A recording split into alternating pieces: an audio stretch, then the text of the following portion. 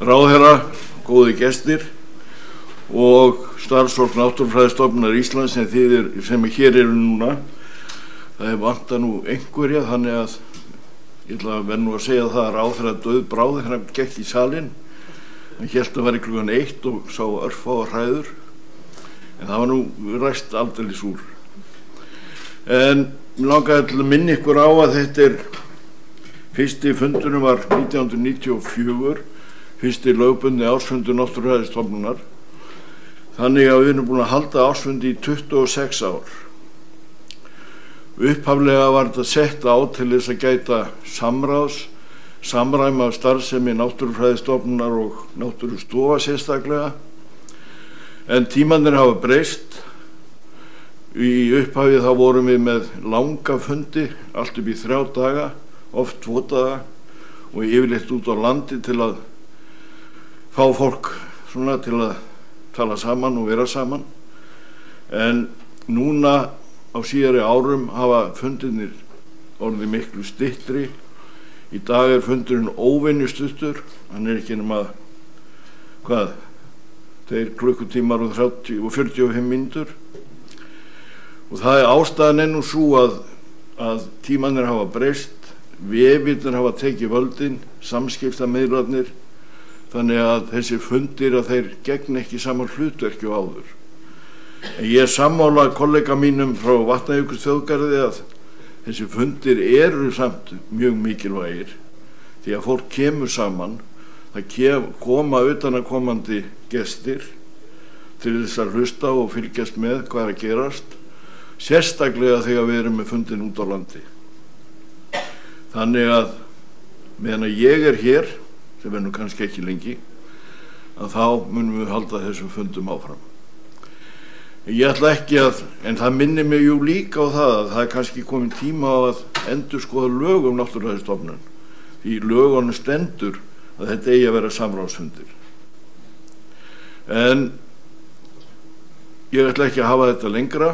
Ég ætla að biðja Ester Rut Unnsteinsdóttur, spendýrafræðing Náttúrufræðistofnunar, að koma og stýra fundi. Takk. Þá segi ég fundið sett.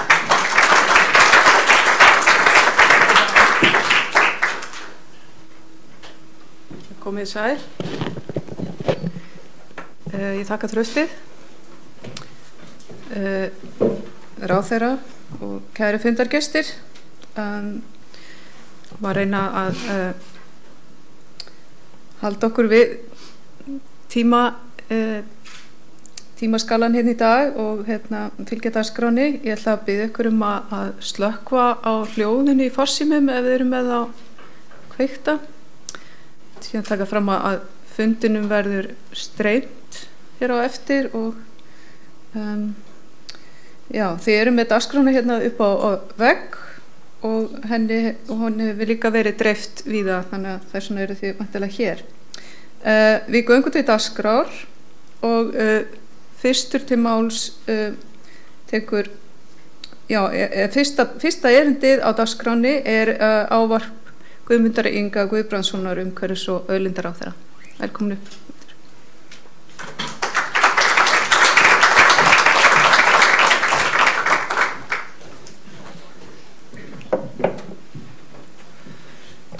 Komið sæl og blessuð öll sömul. Ég ætla að byrja á því að setja niðurtalning á símann minn, þannig að ég tala ekki of lengi. Ég græti 3 mínútur. Sett bara 15 á þetta. Ertu sátt við það, Ester?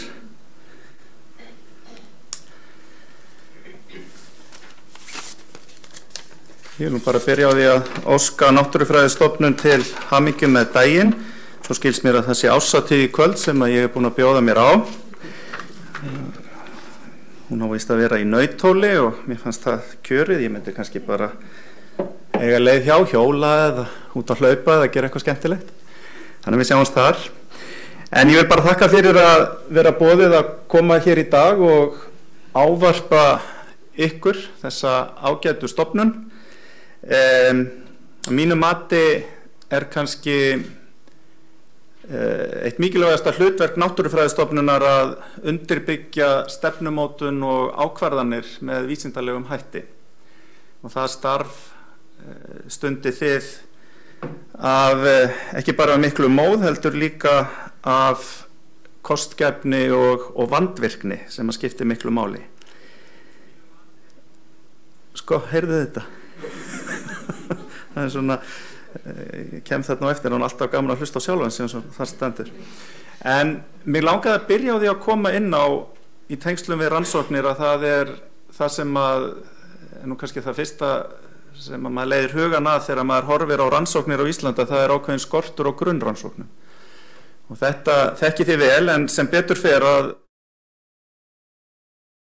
áunnist á síðustu árum, og þar vil ég nú kannski sérstaklega nefna vistgerðaflokkunina og búsvæðaflokkun fugla sem var unnin hér hjá Náttúrufræðistofnun, en að mínum mati þarf að gera betur, og mér minnir að í fyrra hafi ég nefnt jarðfræðina.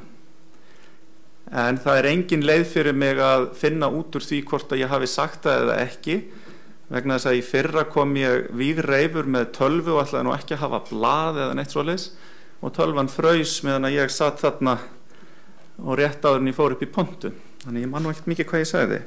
En ég vil meina að ég hafi nefnt þetta með jarðfræðina og grunnrannsóknir þar. Og það gott að tala hlutina og segjast alltaf að gera, en það ennþá betra að framkvæma. Og þess vegna var ég mjög ánægður með að við í ráðuneytinu gerðum samning við Náttúrufræðistofnun Íslands og ISOR í lok síðastliðins árs gerð jarðfræðikorta og skráningu jarðminja. Og þetta held ég að muni skila miklu og mun færa okkur nær því að undirbyggja þann grunn sem við þurfum að eiga náttúru Íslands. En grunnrannsóknir ekki allt. Vöktun líka atriði sem að við þurfum að sinna miklu betur heldur en við höfum gert. Það nýtist á svo mörgum sviðum. Það bæði til þess að fylgjast með því hvernig náttúran þróast, hvort sem að það á svæðum þar sem að maðurinn hefur verið með inngrip eða á svæðum þar sem að hún látin í friði, ef að svo má segja. Til þess að fylgjast með áhrifum hnattrænna breytinga, eins og loftslagsbreytinga eða hnignunar náttúrunar og þar fram eftir göttunum. Og í tengslum við innviða áætlun eða landsáætlun uppbyggingu innviða sem að mér tókst að ná í talsvert mikið fjármagn með síðustu fjármálaáætlun og það heldur áfram núna með núverandi, að þá erum við að fara að setja í núna frá og með árinu í ár 80 milljónir króna á ári í vöktun á náttúru Íslands inn á friðlýstum svæðum sérstaklega. Og þetta að mínu mati markar bara ákveðin tímamót í vinnu okkar Íslendinga þegar kemur að því að vakta náttúruna. Við erum að gera vel á mörgum sviðum, til dæmis þegar kemur að náttúruvá, sem að nefni eitthvað dæmi. Það eru margar stofnanir að vinna að vöktunarrannsóknum eða vöktun sem að tengist til dæmis loftslagsbreytingum og fleiri þáttum. En aðeins nánar þetta, hver á að sjá þessa vöktun? Ég hef falið Náttúrufræðistofnun og náttúrustofunum að vinna sameiginlega að áætlun það. Það lögbundið hlutverk Náttúrufræðistofnunar að gera vöktunar áætlun náttúru Íslands og þetta passar mjög vel þar inn í. Auðvitað verður samráð við þjóðgarðana og þær stofnanir sem þá reka og þær stofnanir sem að reka önnur friðlýst svæði. Það er að segja umhverfisstofnun, þjóðgarðin og Þingvöllum og Vatnajökulsþjóðgarð, sem að leiði nú hugana því að það kannski komið tími til þess að sameina þessar stofnanir undir einn hatt, kem kannski aðeins að því á eftir. En ég legg bara mikla áherslu á gott samstarf á milli náttúrustofana og Náttúrufræðistofnunar Íslands að þessu verkefni og vil leggja áherslu á að ég tel mikilvægt að náttúrustofunar komi líka að þessari vöktun. Það mikill mannauður og gott að geta beint fjármagni líka út í byggðir landsins þar sem að margföldunar áhrifin ekki bara störf heldur líka að það verða til fleiri störf hámenntaðs fólks út allt land. Og ég ætla að fá að nefna hérna í þessu samhengi að í síðustu viku að þá skrifaði ég undir sérstakan 2 ára samning við Náttúrustofu Vesturlands vöktun á minkastofninu, sem hefur það náttúrulega markmið að reyna að safna bæði að vinna úr gögnum sem að til eru en líka að búa til heildstæðari vöktunar áætlun með það að markmiði að geta með markvissari hætti byggt á vísindum og byggt á vöktun tekist á við að halda þeirri ágengu framandi tegund í skefjum. Já, tíminn líður. Náttúrufræðistofnun hefur auðvitað lykilhlutverk að gegna á fleiri sviðum, til dæmis þegar kemur að B-hluta náttúruminjaskrár. Og það sem er svo yndislegt við að koma og tala við ykkur þessa hluti er ekki bara það að ég hafi gaman að því að tala þetta, heldur þið skiljið allt þetta fagidióta tal eins og B-hluti náttúruminjaskrár sem að fólk horfir venjulega bara á manni og þú ert meinar hvað. Eða líffræðileg fjölbreytni og fólk er svolítið bara svona Þannig að það er eitthvað sem ég held samt að við þurfum að huga betur að almennt þegar við erum að tala þessi mál, að við séum viss það að fólki sem við erum að tala fólki í landinu, það skilji þessu hugtök, því að það er ekkert endilega þannig. Segja ykkur stuttar sögur svo ég eði nú tímanum aðeins út fyrir efni. Ég var eins og stattur með gönguhópi á Hornströndum og þá var ég nú hjá Landvernd og var að djöflast í að lesa mig í gegnum kerfisáætlun Landsnets og ég spurði ferðafélagana, vitið þið hvað kerfisáætlun er? Já, fólk kann aldils með það á hreinu, það er svona áætlanir sem gerir fyrir tölvukerfi. Þannig að við erum með fullt af svona heitum sem að fólki í landinu veit ekki endilega alveg nákvæmlega hvað er og þessu þurfum við að reyna að breyta. En að B-hluta náttúruminjaskrár, þar hef ég fengið tillögur fyrir cirka ári síðan að friðlýsingum vistgerða og fuglasvæða og jarðfræði. Þær eru núna hjá Umhverfisstofnun en ég sá ástæðu til þess að biðja fleiri svæði og fleiri gerðir af náttúrufyrirbærum frá Náttúrufræðistofnun Íslands. Og þar lagði ég áherslu á að fá tillögur að vernd víðerna, lindasvæða, fossa og hella. Og hvers vegna þessi fyrirbæri? Jú, víðernir að verða sjaldgæfur og sjaldgæfur auðlind út allan heim og kannski ekki síst í evrópsku samhengi, þá er sérstaða okkar víðernisvæða mikil. Nú, lindasvæðin eru líka mjög sérstök og ekki síst í evrópsku tilliti, við eigum mjög stór lindasvæði hér. Þau náttúrulega eru bæði, hvað maður að segja, jarðfræðilega og líffræðilega merkileg. Og svo er það fossalandið Ísland og að því ég sá Þóru Ellen gangi í salin að þá verði ég að geta þess að einhvern tíma vorum við að ræða náttúruverndarmál og hún segir, en hvað með fossana? Hefur velt í fyrir þér að Ísland er sennilega fossaríkasta land í heimi? Og ég hafði augljóslega ekki velt í fyrir mér, frekar en mörgu öðru sem að hún Þóra hefur bent mér á í gegnum lífið, en það er annað mál. Og ég upplifði þetta þegar ég var stattur sem gestur í 2 mánuði á Sri Lanka og fór í þjóðgarð þar sem að ég gekk upp að fossi sem að ég man nú ekki lengur hvað hét, en ég fann aldrei fossin því að fossin var bara flúðir. Og þarna erum við Íslendingar með auðlind sem að ferðamenn sækja mjög mikið í og ég get nefnt það sem dæmi að sem hluti af átaki okkar núna í friðlýsingum í ráðuneytinu að þá eru nokkrir fossar þar sem að álag ferðamanna er talsvert mikið sem að við erum að líta til.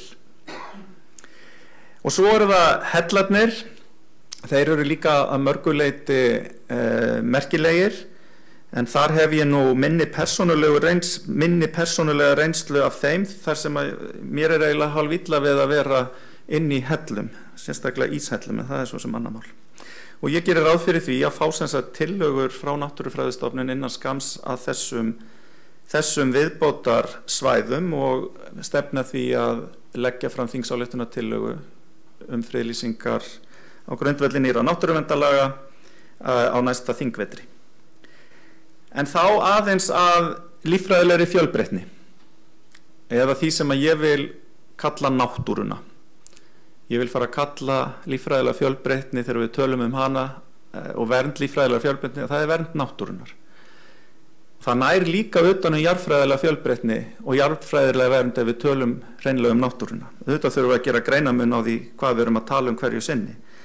En við erum að hefja vinnu núna í ráðuneytinu við að móta áherslur Íslands fyrir markmið samningsins líffræðilega fjölbreytni fyrir 2030 og þetta atriði var að mínu frumkvæði til umræði og fundi norrænna umhverfisráðherra hérna í Nauthóli, þar sem ásatíðin í kvöld, á miðvikudaginn í þessari viku, þar sem að við ákváðum að skrifa til samningsins og til aðildar ríkja samningsins að það þyrfti að setja metnaðarfull markmið þegar kæmi að þessum málum fyrir 2030 og huga að samlegðar áhrifum aðgerða sem að geta nýst bæði loftslaginu og því að vernda líffræðilega fjölbreytni eða náttúruna.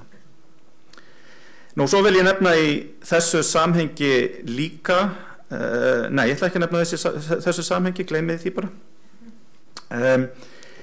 Ég ætlaði rétt aðeins í lokin að því að nú á ég ekki nema 3 mínútur eftir að stikla á stóru nokkur önnur verkefni sem eru í gangi og tengjast náttúrunni og kannski náttúruverndarmálum. Það í fyrsta lagi að ég setti í gangi fyrra sumar vinnu sem ég fól skipulagsstofnun lögum samkvæmt að sjálfsögðu gerð viðauka við landsskipulagsstefnu þar sem að líta á til þess að samhæfa loftslagsmálin í skipulag og vernd víðerna og landslags og síðan lýðheilsu. Þannig að reyna að nálgast þessi mál frá fleiri en einni hlið til þess að reyna að auka árangurinn af þessu náttúruverndarstarfi okkar. Það ekki hægt að tala eiginlega náttúruverndarmál öðruvísi en að nefna það sem ég nefndi hér áðan, landsáætlun uppbyggingu innviða og aukna landvörslu. Við erum að tala það að núna frá og með, við tölum bara næstu eða þá fjármálaáætlun sem liggur fyrir þinginu, að á næstu 5 árum eru áætlaðir yfir 8 milljarðar króna sem eiga að fara inn í þessi verkefni, þar að segja bæði að byggja upp innviði á friðlýstum svæðum og svæðum sem eru undir álagi af ferðamönnum til þess að auka landvörslu og til þess að sinna þjóðgarði á miðhálendi Íslands sem náttúrulega risastórt verkefni sem í gangi og vinna nefndar sem ég skipaði það í fyrra gengur mjög vel. Við erum líka í friðlýsinga átaki að reyna að vinna upp hala af málum sem að hefur safnast upp á undanförnum árum, meðal annars rammaáætlun, verndarflokkur rammaáætlunar og mörg svæði sem eru inn á gömlu náttúruverndaráætlunum. Það margt farið í gang í þessu en mér ekki ennþá búið að takast að friðlýsa eitt einasta svæði. Mér fær að líða pingvill yfir því en ég held að sé alveg að koma að því. Þetta ótrúlega langt ferli sem að þessar friðlýsingar eru og stundum nú talað að það þurfi að einfalda og auka skilvirkni þegar kemur á mati og umhverfisáhrifum, maður heyri það nú svona stundum. Ég nú fann að velta fyrir mig hvort að það sama eigi ekki kannski við þegar er að ræða friðlýsingar. Það líka unnið að ýmsum málum sem að tengjast nýrri nálgun, eins og við köllum það, og nýrri hugsun í náttúruverndarmálum í tengslum við friðlýsingar og það meðal annars aukið samstarf við landbúnaðinn. Við settum fjármagn í að samt að fá að klára þetta aðeins. Settum fjármagn í samstarfið bændasamtök Íslands að þróa verkefni þar sem að bændur geta tekið meira þátt í náttúruverndarverkefnum og hluti af þeirri vinnu að safna saman upplýsingum hvernig þetta gert erlendis og síðan að þróa með 2 landsvæðum hér á Íslandi hvers konar verkefni væri hægt að sinna. Og það vill nú svo skemmtilega til að annað þeirra svæða eru Mýrarnar, hvaðan ég fæddur og uppalinn í hérna votlendinu, en það var ekki einu sinni ég sem að benti á að þetta geti verið sniðugt svæði. þetta kom mér mjög skemmtilega óvart og ég hlakka til og nú aðeins búin að hnusa af þessu hjá þeim sem að ólu mig upp. Þetta mjög spennandi. Síðan höfum við létum vinna rannsókn á efnahagslegum áhrifum friðlýstra svæða á einum 12 svæðum á landinu sem að sýndi það einfallega fyrir hverja krónu sem að fer frá hinu opinbera inn á þessi svæði í landvörslu og uppbyggingu innviða, gestastofa, launakostnað og svo framvegis eru 23 krónur að skila sér tilbaka til þjóðfélagsins. Og stór hluti af því verður eftir heima í héraði. Hjartað í mér segir mér náttúruverndarhjartað, ég vil vernda náttúruna vegna, en ég vil líka vernda hana byggðana vegna. Og ef það hægt að búa til tækifæri með því að stunda náttúruvernd fyrir byggðir landsins, þá það mjög gott mál. Við erum síðan núna búin að setja líka í gang verkefni með landshluta samtökum sveitarfélagana að skoða friðlýsingar á nýjum svæðum og hvaða efnahagslegu tækifæri fylgja því með sviðsmyndagreiningum og fleiru. Og ég skrifaði undir fyrsta samningin við landshluta samtök núna fyrir hálfum mánuði síðan á Austurlandi. Og þar svona, bara til að segja ykkur frá því, þar Gerpissvæðið eitt af þeim sem á að skoða, annað svæði Úthérað og síðan svæði í Djúpavogshreppi eða Djúpavogssveit. Ég vil líka að lokum nefna að við höfum hafið vinnu við endurskoðun á villidýralögunum og vonumst til þess eða ég ætla mér að fara með það mál fyrir þingið annarkvort í haust eða næsta vor og þar byggjum við á starfi nefndar sem að menja Smalinsi, Náttúrustofu Vesturlands stýrði á sínu tíma, gríðarlega efnismikil og góð skýrsla sem þar liggur að baki. Og síðan hef ég tekið það upp að því að forstjóri nefndi það hérna áðan með lögin Náttúrufræðistofnun Íslands og Náttúrustofur að ég hef hug á því að skoða hvort að þar sé nauðsynlegt að gera breytingar en við erum ekki komin lengra heldur en að byrja að tala það en orð til alls fyrst þannig að það var ánægjulegt að heyra að það sennilega áhugi bæði hjá Náttúrufræðistofnun og ég vona líka hjá Náttúrustofunum til þess að skoða þetta. Þetta voru nú mínar 15 mínútur pluss og ég þakka kærlega fyrir ætla að fá að sitja með ykkur fram yfir kaffihlé en þar svo að hverfa eftir það að öðrum störfum. En bara gaman að vera með ykkur og gangi ykkur vel, þið eru góð stofnun og því vildi ég gjarnan að þið haldið bara áfram og sjáumst hress og kátt í kvöld á ásatíðinni sem ég ætla að krasa.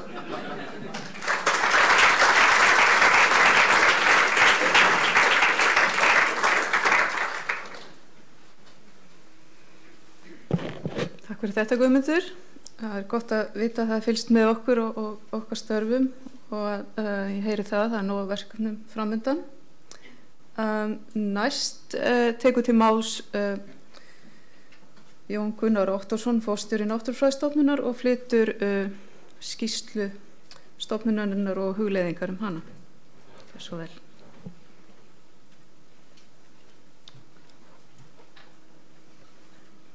Og ég gera eitthvað. Svona. Aha. Smá svona. Ok.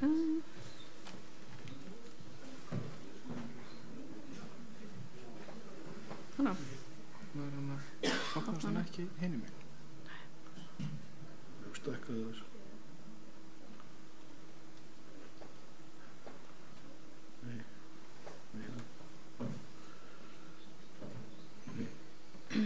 Það ætla ekki gera venjulegt.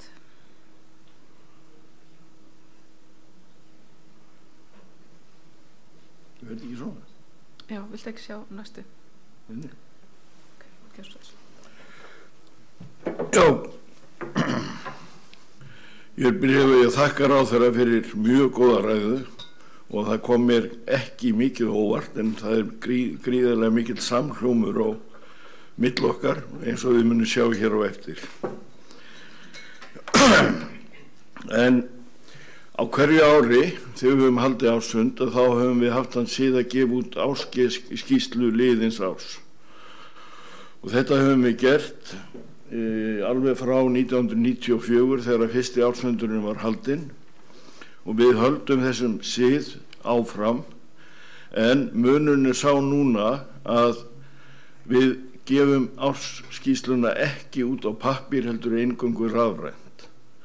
Og þið getið nálgast ársskýrsluna á vef stofnunarinnar og þar er komin linkur á forsíðunni þar sem að þið getið ítt á til þess að fá ársskýrsluna og lesiðuna.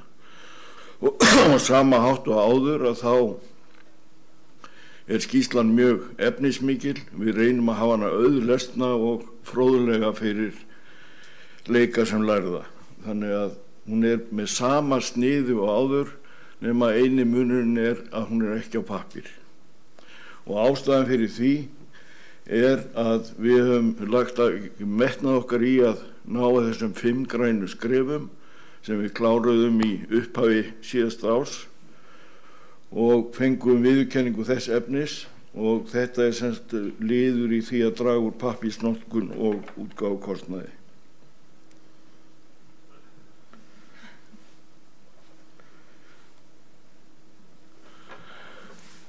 Eins og áður að þá vil ég byrja erindið á því að þakka þessu góða starfsfólki Náttúrufræðistofnunar fyrir frábær störf á liðnu ári, bæði mikil afköst og ósérhlífni og þetta er alveg ótrúlega öflugur hópur og sem að býr yfir mikilli reynslu og þekkingu. En við höfum nefnt í því núna undanfarin ára að við höfum þurft að fækka í þessum hópi alveg frá 2013 til 2017 en árið 2018 þá snerist dæmi við og starfsfólkið farið að fjölga á nýjan leik. Árið 2018 þá létu 3 af störfum en það komu 5 í staðinn. Og fyrstu mánuði ársins 2019 þar að segja fram á vor að þá bætast 4 sérfræðingar í hópinn. Og það sem er að gerast líka er að meðalaldur er að lækka verulega í stofnuninni og veitti ekki af. Árið 2018 voru starfsmenn 52, margir þeirra í hlutastarfi og þannig er ég að tala þá sem að voru launaðir. En aukast voru 15 fræðimenn og nemar sem að störfuðu tímabundið við rannsóknir og í starfsnámi við stofnunina og svo eins og áður að þá eru nokkrir sem að hafa látið af störfum fyrir aldurshækir en halda tryggð við stofnunina og halda áfram að vinna þó þeir fá ekki laun. Og síðan er líka ánægilegt að horfa til þess að kynjahlutföll er að breytast mjög hratt og ég tók það saman núna að það er farið að halla í fyrsta sinn á kalla og þá sérstaklega náttúrulega í gestahópnum en kynjahlutföll eru nokkurn veginn jöfn hjá meðal fastra starfsmanna.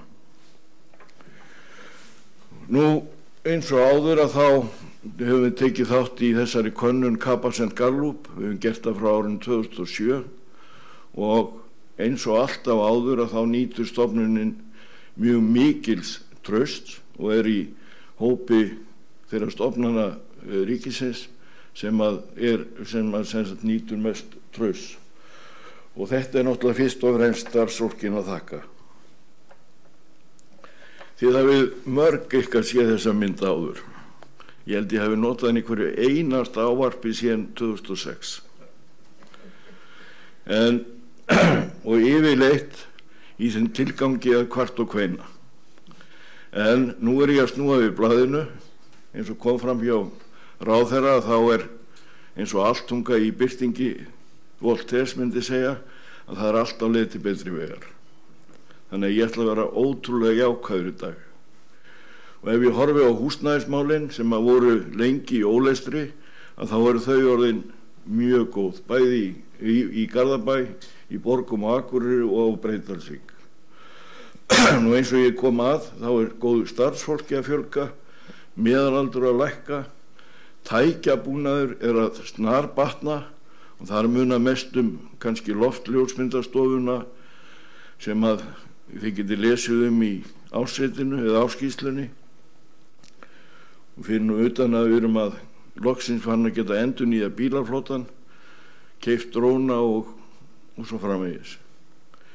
Rekstrafé að aukast, ég ætla ekki að tala fjármál í dag því að það alltaf uppleiðuna og ég vona að þessi asni að hann komist niður á jörðina bráðum og ég vona líka að þessi mynd muni aldrei aftur birtast í ávarpi forstjóra. En það eru meiri möguleikar á feltinu og ég verð líka að segja að það vaxandi góð samvinna við aðrar stofnanir og náttúrustofur. Og þá vil ég þakka sérstaklega þetta nýja samstarf við Vatnajökulsþjóðgarð sem fluttur inn á okkur og það samstarf gengur mjög vel. Ég vil líka þakka náttúrustofunum fyrir gott samstarf á liðnum árum og rauninni fleiri stofnunum því að við erum með til Norður og Akureyri í góðu samstarfi við Veðurstofuna, Minjastofnun, Háskólann á Akureyri og þetta sem sagt allt á leið til betri vegar. Ég ætla ekki að tala heldur mikið reksturinn eða verkefnin, þið getið lesið þau í áskýrslunni og ég tala ekki vefinn, þar eru náttúrulega mjög umfangsmiklar upplýsingar stofnunina, starfsemina, einstök verkefni, fyrir utan að núna áherslan á að miðla upplýsingum náttúru Íslands. Vefurinn tengdur gagnagrunnum stofnunarinnar sem að bætir mjög þjónustu við alla og það sem skiptir máli að við höfum lagt megin áherslu á þetta svartletraða þarna í horninu hægra megin niðri að hafa opinn aðgang að gögnum án endurgjalds og leggja áherslu á niðurhaldsþjónustu þannig að þessi gögn þau nýtist öðrum sem best. Nú, ég ætla ekki að tala verkefni en ég verða að minna á að líkt og síðustu ár þar að segja 16 og 17 að þá var mikil og góð uppskera 2018. Við kláruðum að kortleggja selalátrinn, rit var gefið út, selalátrinn birt í Kortasjá, það þetta nálgast ritið bæði í afgreiðslustofnunarinnar og á vefnum. Nú, vistkerfi, jarðminjar og fleira sem njóta sérstakra verndar samkvæmt 61. grein náttúruverndarlaga. Þar búið að ganga frá þeirri skrá og komin í Kortasjá og Lovísa mun kynna það hér á eftir. Nú, B-hluta tillögurnar og ég alveg sammála ráðherra að við þurfum að passa orðin sem við notum þegar við erum að tala við almenning.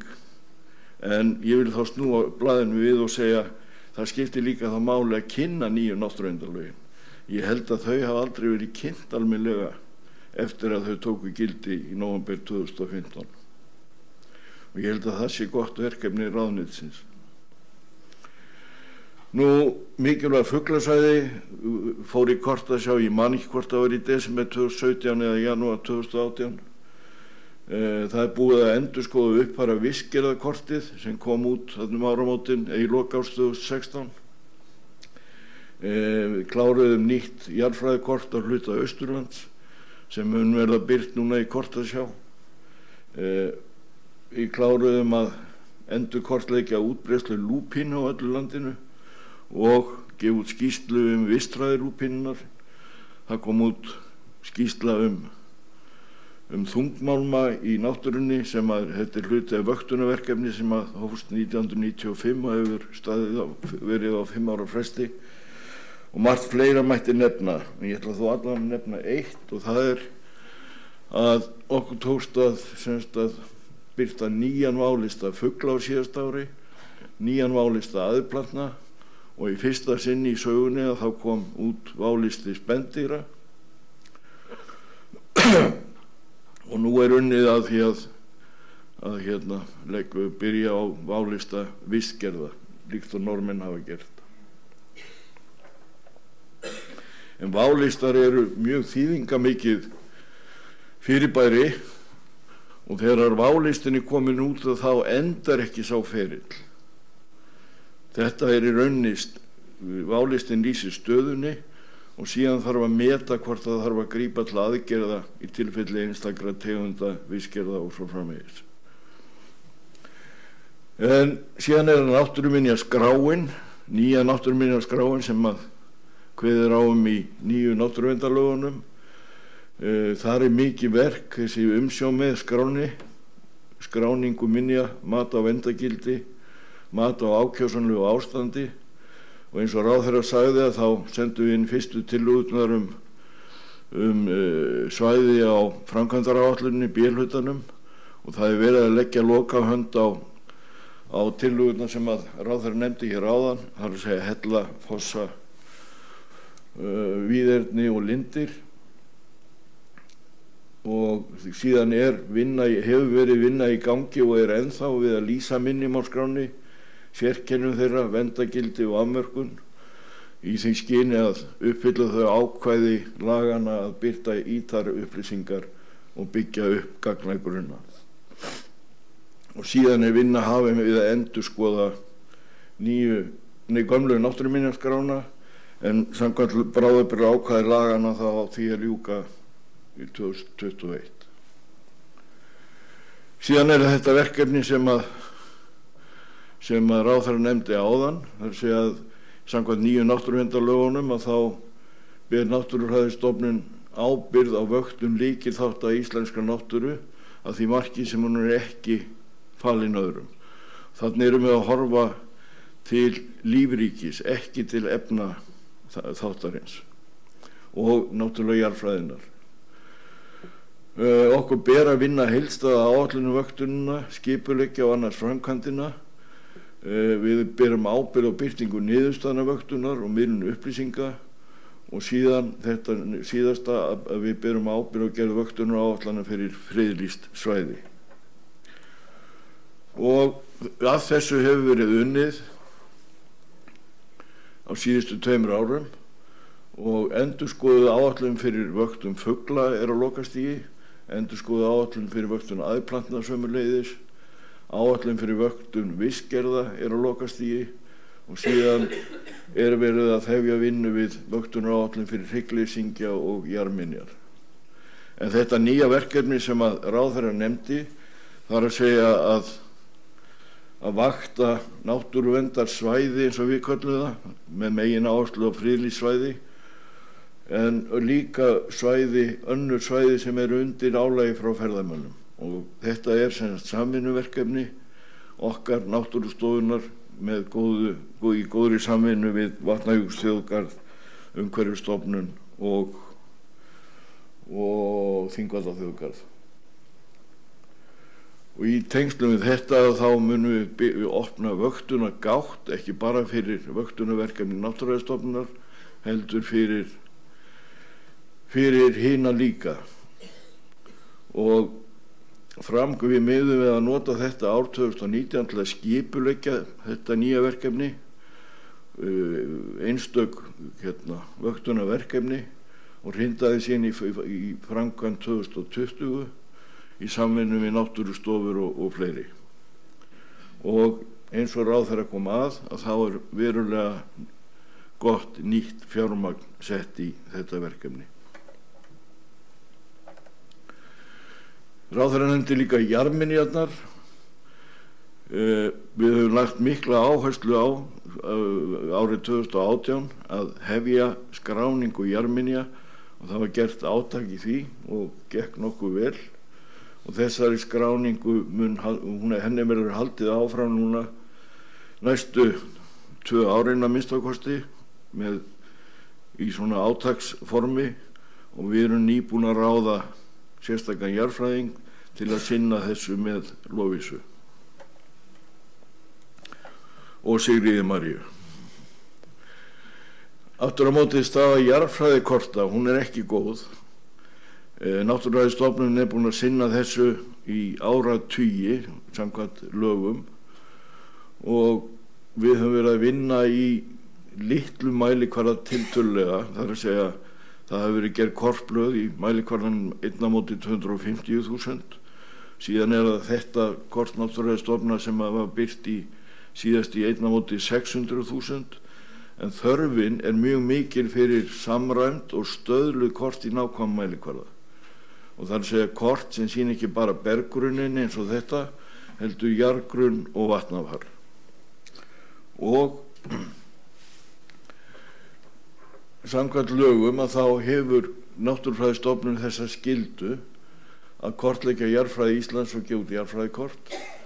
Okkur ber að varðveita gögn og sýni sem tengjast þessari kortagerð, og markmið okkar núna undanfarin ár hefur verið að gefa þessi kort út rafrænt í gegnum vefstofnunarinnar í kortasjá og gera landupplýsingagögn aðgengileg í gegnum lýsingagagnagátt og niðurhaldsþjónustu, þannig að þau nýtist sem flestum.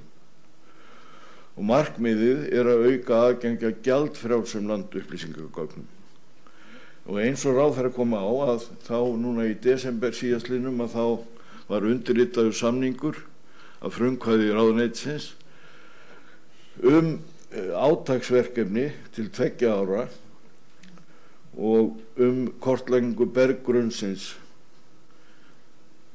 og þar sem sagt kemur Ísor til liðs við okkur, og ég fagna því þó ég hafi ekki fagnað mjög vel skiptingu fjármagnsins, en það annað mál og ég lofaði að vera ekki neikvæður, þannig að ég mun ekki tala meira um það í dag.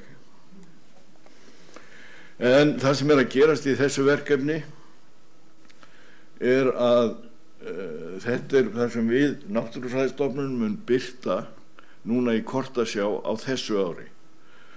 Og þetta, hvað þetta, fjólubláu svæðin, þetta hraunrunnin á nútíma sem við erum búin að kortleggja og birtast í kortasjánni. Blái flekkurinn þarna fyrir austan, það Austurlandskortið sem var lokið við og mun birtast núna í kortasjánni. Gulbrúni flekkurinn, þetta vestara gosbeltið sem að Sveinn heiti Jakobsson kortlagði, og við munum birta þetta kortið tilbúið. Og síðan þarna græni ramminn sem þið sjáið, þetta mið Norðurlandskortið í 1/250.000 sem mun birtast í kortasjá loksins núna, og svo brúni flekkurinn á Vestfjörðum, það jarðgrunnskort af Drangajökulsvæðinu sem einnig tilbúið. En aftur á móti ef ég horfi á þetta samstarfsverkefni, þá ekki ennþá búið að ganga almennilega frá viðauka við samningin það sem á að gera á þessum 2 árum, en staðan nokkurn veginn þessi. Ísor hefur svolítið aðrar áherslur heldur en við. Þeir vilja horfa á þessi gamaldags, eins og ég segi, kortblöð, svona ferninga, og fylla út í þá, því að þeir alltaf að horfa á pappírsútgáfu, meðan að ef við sjáum hérna grænu strikinn sem kortið okkar, þá við ekki við erum að horfa á rafræna útgáfu, og þá skipta þessar kassalaga útlínur ekki neinu máli í raun. Og ef þið horfið á þetta, þá sjáum við að brúnu flekkirnir sem engin ártölur inn í, þetta kort sem að Ísor hefur gefið út. Græni flekkunni hér í vestara gosbeltinu, þar áherslan á að ljúka kortlagningu í þessum hornum, og það verkefni verður undir stjórn Náttúrufræðistofnunar og feltvinna fer fram í sumar. En Eyjafjarðarsvæðið aftur á móti, þar hefur Ísor verið að kortleggja jarðhitasvæði tengslu við virkjanaframkvæmdir, og þar verður einnig unnið núna undir, en verkstjórn á því korti verður í höndum Ísor. Og síðan hérna þessir rauðflekkóttu, eða það að segja þessi rúðustrikuðu kassar, þetta það sem að verður síðan hort næst til.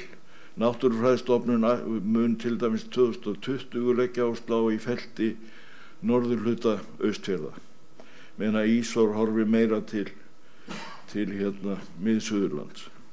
og svo eru bláu flekkirnir, það svona framtíðarmúsík. En þetta sem sagt staðan á þessi dag. En þið fáið vonandi bráðum tillögu að viðauka við samninginn. Ég ætla ekki að fara að tala vistgerðirnar aftur. Ég bara minni ykkur á að eins og ráðherra sagði að þetta var gríðarlega mikið verk sem að kom út þarna í lok árs 2016. Verk sem að leggur nýjan grunn fyrir skynsamlega landnotkun, vernd náttúrunnar og sjálfbæra nýtingu auðlinda. En það skipti þá öllu máli að menn noti þetta. Og þessu fylgir kortið sem að hægt að zooma inn og skoða vistgerðirnar í miklu stærri mælikvarða. Og við höfum ábyrgst nákvæmninir í 1.25.000. Þannig að þarna komin grundvöllur fyrir upplýstri ákvarðanatöku landnotkun. Og við erum búin að lögðu mikla áherslu á síðasta ári við að kynna þessa vistgerðarflokkun. Það var farið með landanum, með aðstoð RÚV út í náttúruna og tekna myndir sem að komi svo í einhverjum 6 innslögum í haust í landanum. Síðan höfum við verið að kynna vistgerð ein í einu á forsíðu vefsins okkar, en vistgerðirnar eru 105 og hver vistgerð hangir þarna upp í lágmarki viku, þannig að þetta 2 ára verkefni. En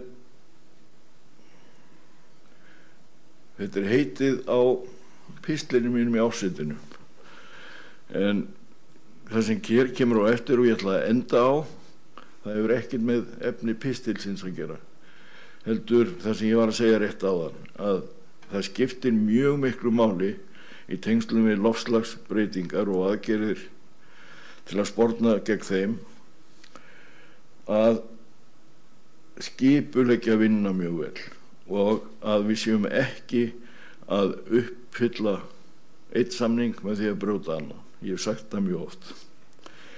Og inn í þessu átaki sem að hefur verið kynnt í fjölmiðlum og víðar stór átaki skógrækt til að binda kolefni, og þar skiptir þá mjög miklu máli gott skipulag og val á ræktunarsvæðum. Vilji menn gæta verndar líffræðilegs fjölbreytileika. Og við þurfum að spyrja okkur mjög nákvæmlega í hvaða vistgerðir á að planta, í hvað miklu mæli, og ég vil bara minna á að við erum með 7 mismunandi vistgerðir í graslendi, mismunandi verðmætar. Við erum með 10 mismunandi vistgerðir í mólendi, 10 mismunandi vistgerðir í votlendi, og síðan erum við náttúrulega með búsvæði plantna og dýra víða um land sem við þurfum að horfa til. Og ég ætla að enda þetta á því að stela frá Borgníu okkar Katrínardóttur fuglafræðing. Hún flutti mjög skemmtilegt erindi spóan á Hrafnaþingi núna daginn, og þá var mér hugsað til þessara skógræktarframkvæmda, því að spóin ábyrgðartegund fyrir Ísland. Það eru 250.000 varpör hér á landi. Það 80% af Evrópustofnunum. Það eru 40% af heimstofnunum. Þannig að þetta ábyrgðartegund fyrir okkur. Það sem einkennir spóan að hann reiði sig algjörlega á opin búsvæði, það að segja á sumrin. Hann forðast skógarjaðra, hann forðast hávaxinn gróður, og þegar við horfum upp á það að gróður farir að breytast með hlýnandi loftslagi, minnkandi sauðfjárbeit, dreifingu lúpínu og þessum skógræktarframkvæmdum, fjölgun orlofshúsa, aukins umsveifs landbúnaðar, hvort sem það repjurækt eða kornrækt eða hvað það og þá sjáum við að það þarf ekki mjög flókna hugsun til að skilja að spóanum ógnað. Þetta mjög merkilegu fugl. Hann kemur hingað, hann á veturnar við Máritaníu og Senegal, hann vesturströnd Afríku. Á haustin þá flýgur hann í einum rykk 6.000 kílómetra á vetrarstöðarnar. Stoppar ekki á leiðinni. Hann aðeins lengur leiðin tilbaka og stoppar þá nokkru sinnum. En hann er gríðarlegum flughraða og þegar hann kemur hér til Íslands að þá verpir hann eingöngu í opnum búsvæðum, mýlendi, mólendi, graslendi, og þar getur þéttleiki verið mjög mikill, en hann er mestur á áreirarsvæðum og þar er þéttleiki meiri en þekkist annars staðar í heiminum. Það getur verið allt upp í 30-40 pör á ferkilometra.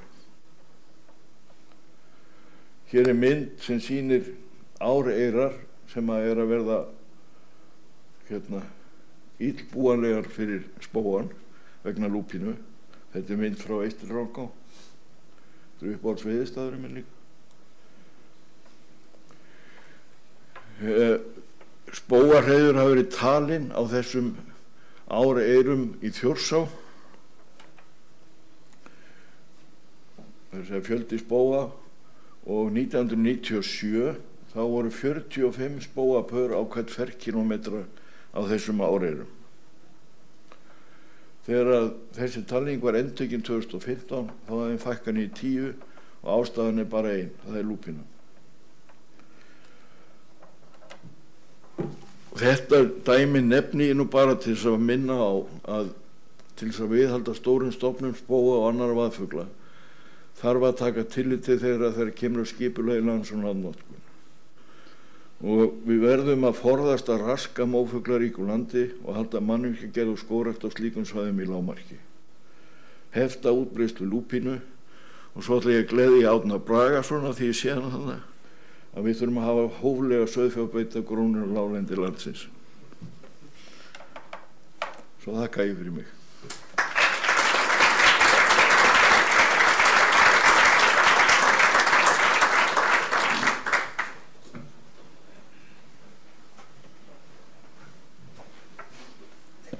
Takk fyrir þetta erindi, Jón Gunnar. Áður en ég opna fyrir umræður þá ætla ég að bjóða hérna upp næsta mælanda. Það er ávarp fulltrúa Náttúrustofa landsins. Þorkell Lindberg, forstöðumaður Náttúrustofu Norðausturlands. Gjörðu svo vel.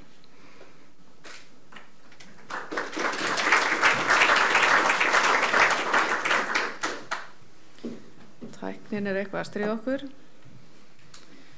Svo maðurinn sagði.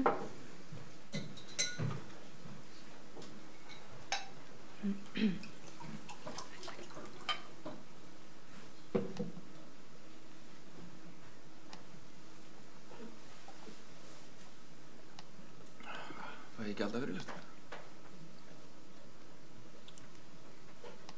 Getur ekki sungið á meðan? Við getum haldið uppi.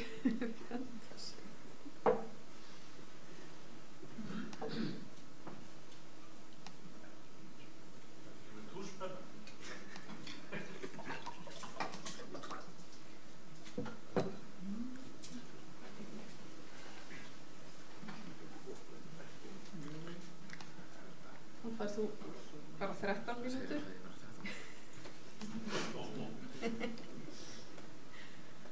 Nei, Hvað var 15?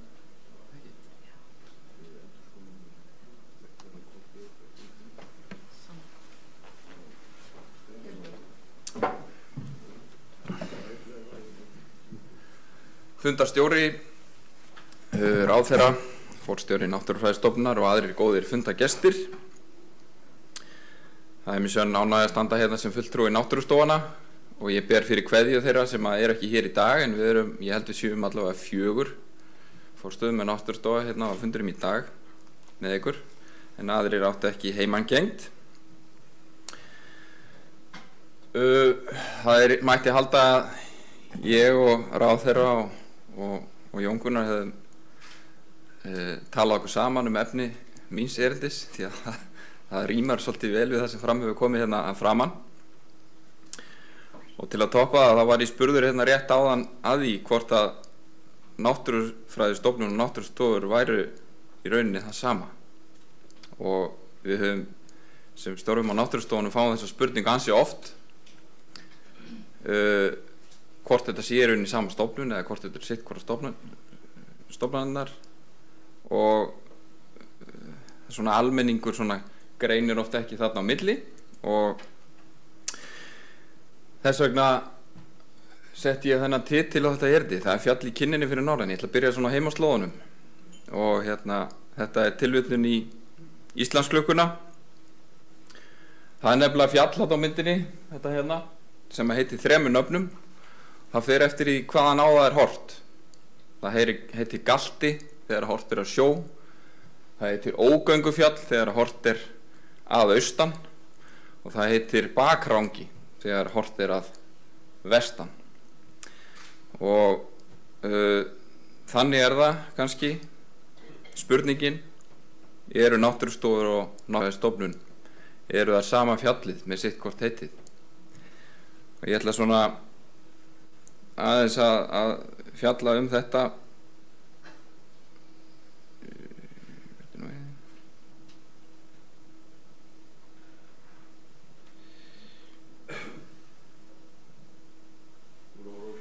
Já, ég að reyna að finna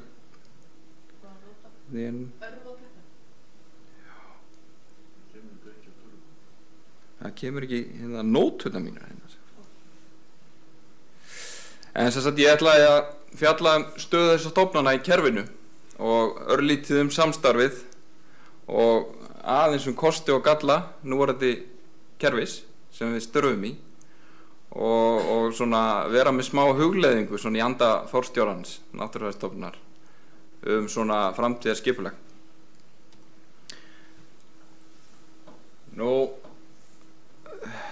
Þó svo að þetta séu líkar stofnanir, náttúrustofur og Náttúrufræðistofnun, að þá erum við ekki sama fjallið og þó þær heyri í rauninni undir sömu lög og hlutverk stofnanna eru enga síður mjög lík að mörgu leyti. Engin mús hérna?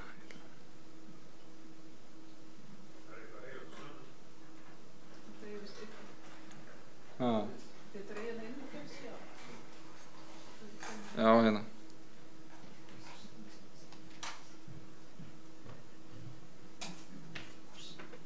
Já, takk.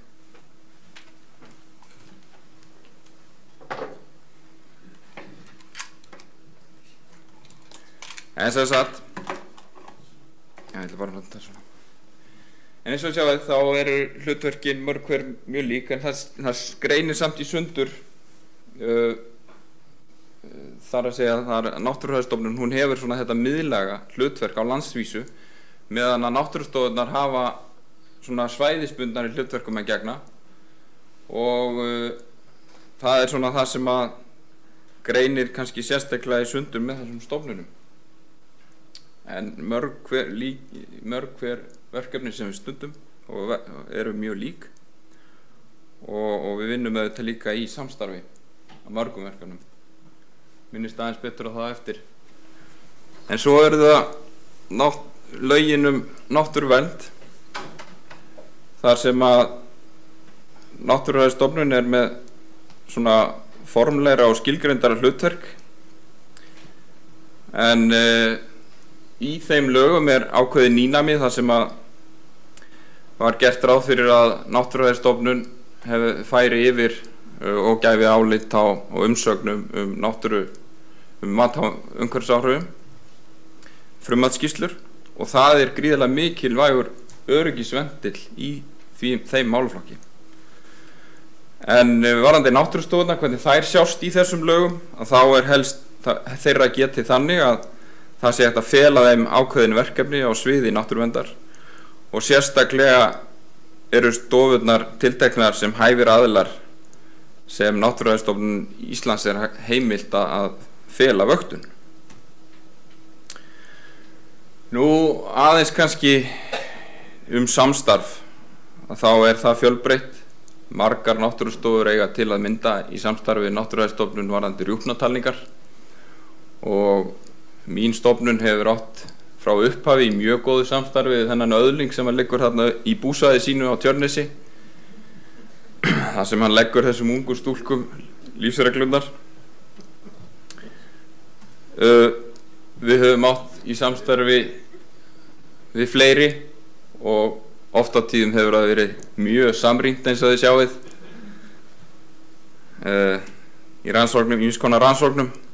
Fiðrildavöktin er auðvitað verkefni sem að margar náttúrustofur koma að hringinn í kringum landið og eru unnar í samstarfi við Erling og við fáum að heyra betur það hér á eftir. Vetrarfuglatalningar sem einnig verður fjallað hér á eftir er verkefni sem margar náttúrustofur koma að og verður gaman að heyra erindi það. En þá kannski að skipulaginu. Eins og ég sagði að þá eru náttúrustofurnar og náttúrustofnun ekki sama fjallið eins og sést glögglega þessari skematísku mynd. Við erum ekki undir sama húsbóndasett. Náttúrustofnun Íslands er ríkisstofnun meðan að náttúrustofurnar eru undir sveitafélögum. Rekstri þeirra sveitafélaga sem gerum það samning við umhverfisráðuneytið. Og þetta er ekki öllu leyti fullkomið kerfi. En eins og ég sjáu að þá er í lögunum gert ráð fyrir að náttúrufræðistofnun geti starfað í 5 setrum sem öll hafa sjálfstæðan fjárhag með 1 forstjóra og náttúrustofurnar eru allar sjálfstæðar einingar hringinn í kringum landið en eiga með sér þess að bláu línurnar eiga svo sem að tákna það samstarf sem við höfum með okkur og við störfum til dæmis innan samtaka sem við nefnum samtök náttúrustofa og en það sem eru kostirnir kannski við þetta kerfi út frá sjónarhóli náttúrustofuna að mestakosti er það að það eru núna dreifðir innviðir og þekking nálagt viðfangsefnum og samfélögum hringinn í kringum landið.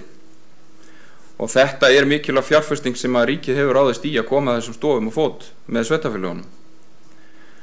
Nú þetta eflir auðvitað rannsóknir á landsvísu, náttúruvernd, fræðslu umhverfismál og byggð. Og við viljum meina, og ég held að séu margir sammála okkur það, að þetta sé vel heppnuð byggðaaðgerð. Stofurnar hafa fjárhagslegt sjálfstæði og það er stofunum mikilvægt þegar kemur að sveigjanleika í verkefnavali og þetta í rauninni eykur fjölbreytileika í náttúrurannsóknum kringum landið og fræðslu og eykur okkur líka sveigjanleika í öflun sértekna. Helstu gallarnir kannski við þetta kerfi eru þeir að uppbygging tvöfalds aðskilningskerfis við mjög skyldar náttúrurannsóknir vítt og breitt landið er varla skynsamleg í dag og það eru fleiri gallar svo sem sveitarfélögin eru skilgreindir eigendur náttúrustofunnar sem þýðir það að þau eiga gögnin sem er safnað og ríkið það minnkar kannski og möguleika eða öllu heldur aðgang ríkisins að gögnunum getur gert það þannig að ég vil meina að þetta sé hluti sem að þarf að huga í framtíðinni.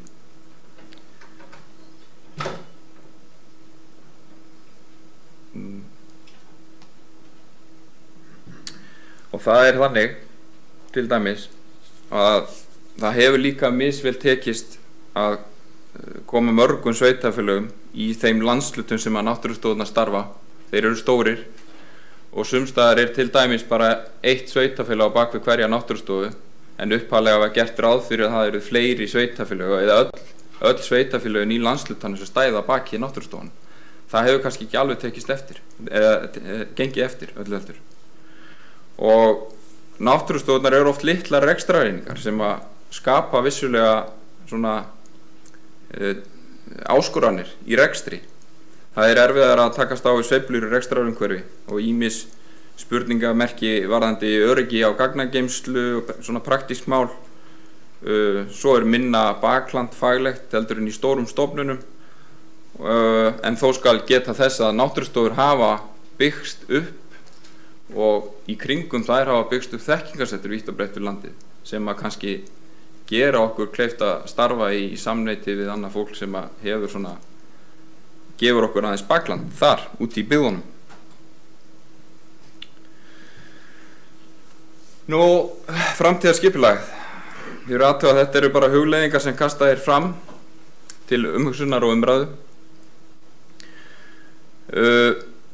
Mögulega myndi þetta kalla á lagabreytingar og ráðherra nefndi það í áðan að hann vildi fara að skoða lögin náttúrustofurnar og náttúrufræðistofnun. Og svona þessar hugleiðingar mínar, það lúta því að náttúrustofurnar hafi ennþá fjárhagslegt fjárhagslegt sjálfstæði. Það oft nefnt hvort að það ekki bara sameina náttúrustofur og náttúrufræðistofnun, en ég held að kostirnir við að hafa þær svona sjálfstæðar einingar séu miklir. En það mætti auka formlega aðkomu ríkisins og með einhverjum hætti, og við höfum fundið fyrir því að okkur skortir oft svona að eiga einhvern fulltrúa eins og inni í ráðuneytinu og slíkt. Þannig að það mætti skoða það hvernig hægt var að koma því í kring. Nú, við gerum ráð fyrir að þessi framtíðarsýn, hún gerir ráð fyrir því að tengslin séu sterkari og það sé aukið flæði gagna og þekkingar á milli náttúrustofa og náttúrufræðistofnunar. Og þetta gerir ráð fyrir því líka þessi framtíðarsýn að rannsóknar hluti náttúrustofana verði eldur og með aukinu útvistun vöktunarverkefna sem nefnd voru hérna áðan. En það getur auðvitað líka verið að færa þeim verkefni eins og var nefnt hérna áðan með minkinn á Snæfellsnesi, að náttúrustofunar eru oft vel mannaðar til að taka sér ákveðin spesifísk verkefni, en það verður samt líka að horfa á landshlutann og bara kostina sem felast í því að vera nálægt viðfangsefnum. En við gerum ráð fyrir, þessi framtíð sem gerir líka ráð fyrir því að miðlægt hlutverk náttúrufræðistofnunar verði eflt, og þar koma gagnagrunarnir góðu inn, og ég man eftir, held ég á fyrsta ársfundi náttúrufræðistofnunar sem ég satt að þá voru gagnagrunnar sérstaklega til umræðu. Það var örugglega árið 2004 á Selfossi, ef mér rétt. Og það virkilega eitthvað sem að þarf að huga að koma upp öflugum gagnagrunnum sem að verið að skila gögnum í eftir svona mjög góðum ferlum. Og það hægt að hugsa þetta mun lengra að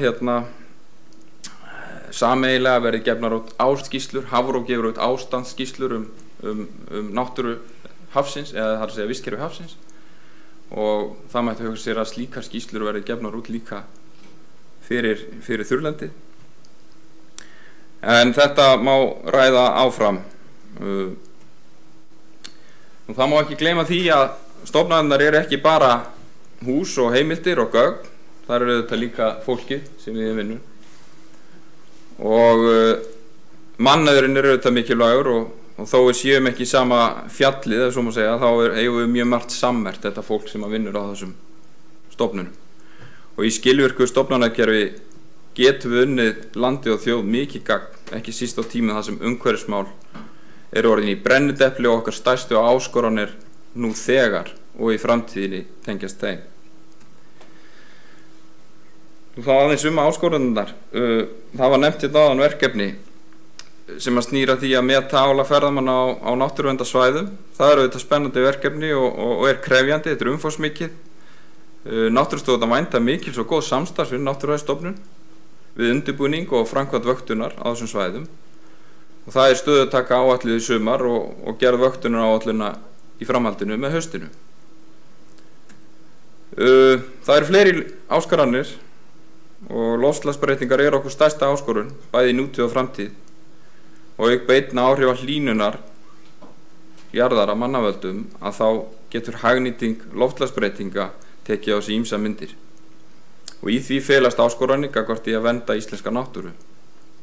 Náttúrufræðistofnun Íslands og náttúrustofur gegna þær mikilvægu hlutverki við að rannsaka, skrá og meta ástand, vakta sem sagt, og meta verndagildi ásamt því að leiðbeinum skynsamlega nýtingu. Samtök náttúrustofa hafa í þessu sambandi bent á í umsókn sinni frumvarp til skógræktar að það sé mikilvægt að fulltrúi Náttúrufræðistofnunar Íslands sitji í verkefnisstjórnum landsáætlun í skógrækt. og auðvitað skógrækt bara gott mál, en það skiptir máli hvernig hún skipulögð og hvernig hún fer fram. Nú gott og skilvirkt samstarf og samvinna, það styrkir okkur og þannig skulum við stefna áfram veginn og vonandi með góðum stuðningi stjórnvalda. Takk fyrir mig.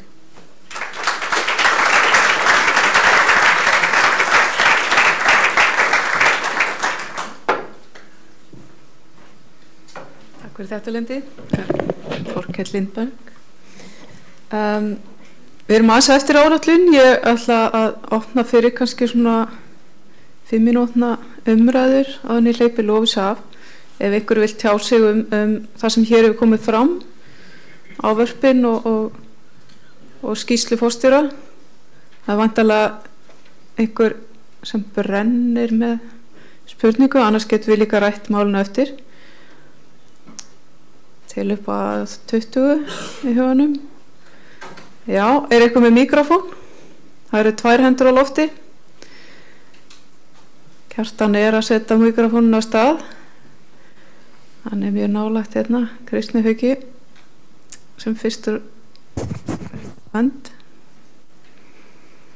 Já, Kristján Haukur Skarphéðinsson, þetta er áhugavert erindi hjá honum Linda og það er tillögur sem að reyfar, en ég vil nú bara beina einu til hans varðandi þátt sveitarfélag í rekstri stofana. Þetta er mjög óvinsanlegt umhverfi eins og við vitum, forstöðumenn hafa hrökklast þarna frá í Hrönnum og þeir sveitarstjórnir hafa sífellt verið andvon í hálsmáliði bæði og forstöðumönnum og öðrum og stjórnindar.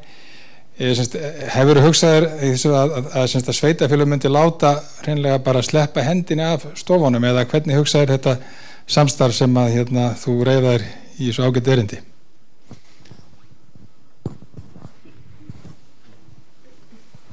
Þetta er mjög pólitísk spurning. Ég þó reyli ekki svonni. Nei, ég hef enga sérstakka skoðun af því ég held að það verði nú ekki úr þessu. Ég held að sé mikilvægt að hafa sveitarfélögin með, því að þau skapa svona ákveðna nánd við samfélögin og út á landi, og mér finnst að það sé kostur að sveitarfélögin eigi í þessum stofnunum. En mér finnst það líka mikilvægt að ríkið sé með einhver tengsl inn í þetta, því að það eru vissulega verið að safna gögnum eins og þú þekkir eftir að hafa tekið saman gögnum fyrir válista, að það eru inn á náttúrustofnun jafnvel gögn sem eru ekki búin að synkast inn á náttúrufræðistofnun.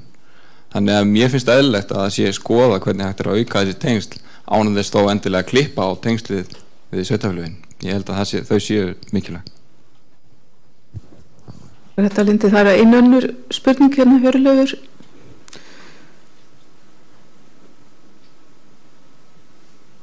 Ágæta samkoma. Ég vil nú þakka þessi mikla fróðleik sem hér hefur komið fram hjá öllum, ráðherra, forstjóra og náttúrustofunum, og þessi ánægilegi tónn jákvæði sem að kemur fram hjá þeim, það er vissulega vísa fram á veginn.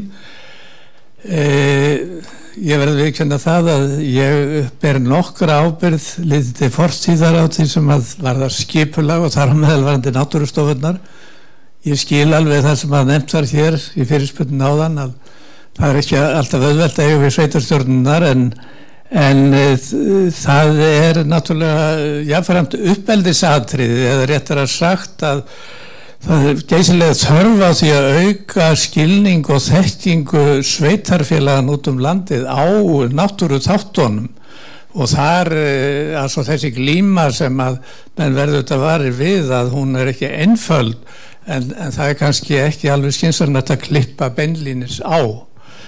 Nú ég vil taka undir þær áherslur sem hér hafa komið fram samþættingu, til dæmis í sambandi við náttúruverndina og aðgerðir eins og skógræktina sem að vikið var að hér áðan, og landgræðsluna.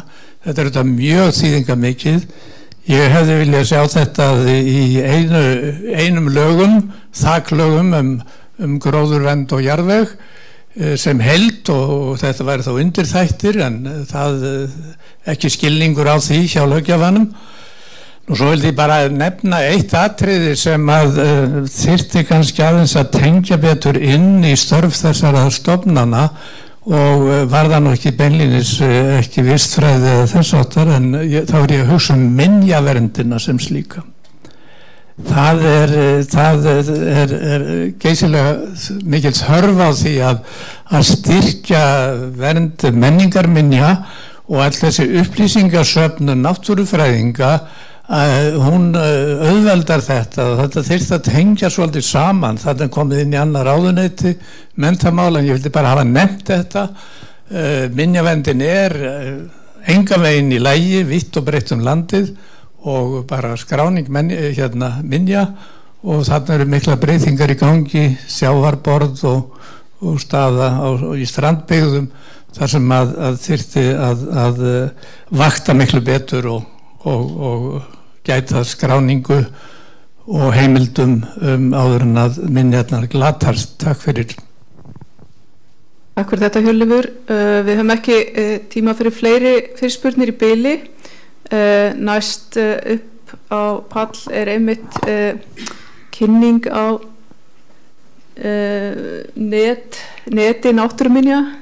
Hún Lovísa Ásbjörns ætlar að kynna okkur Kortasjá, sem er nýtt verkefni á sviði landupplýsinga.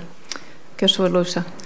Á meðan hún er að koma sér fyrir þá ætla ég bara að minna ykkur á skýrsluna sem er á netinu, og þó þið séum við slögt á hljóðun á símanum þá getið þið alveg skoða hana í símanum ef ekki leiðist. Gjörðu svo vel, Lovísa. Takk fyrir. Ráðherra, forstjóri, samstarfsfólk og aðri góði gestir. Ég ætla að fjalla Kortasjá fyrir sérstaka vernd tiltekinna vistkerfa og jarðminja sem eru í náttúruverndarlögunum okkar, og Kjartan ætlar að setja upp vefstofnunar. Já, er ekki komið? Nú verð ég að hafa þetta svona. Ok, þetta verður flókið. Og að því ég ætla að reyna að sýna ykkur þetta bara beint á vefnum, vona það gangi, en ég er með plan B ef það skildi einhvað klikka. En ég ætla að vera með smá inngang. Samkvæmt náttúruverndarlögum þá skal Náttúrufræðistofnun Íslands halda skrá yfir náttúrufyrirbæri sem talin eru upp í 61. grein náttúruverndarlaga, önnur en birkiskóga, en það er skógræktin sem heldur utan þau náttúrufyrirbæri.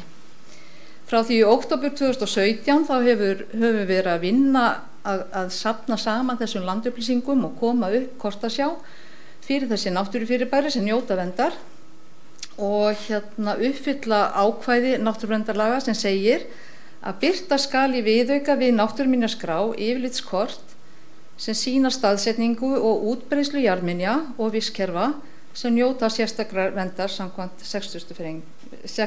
grein náttúruverndarlaga. Þannig að við erum að uppfylla þetta, sem sagt, að hafa viðauka og birta yfirlitskort yfir sérstakar vernd, viðauka við náttúruminjaskrá. En hvað þýðir sérstök vernd í náttúruverndarlögum?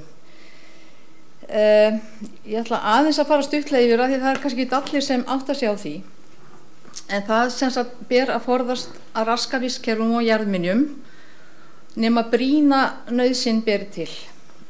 Það er skylt að afla framkvæmdaleyfis og eftir atvikum byggingaleyfis samanborið skipulagslög og lög mannvirki, ef það er séð að framkvæmdin mun hafa í för með sér slíka röskun.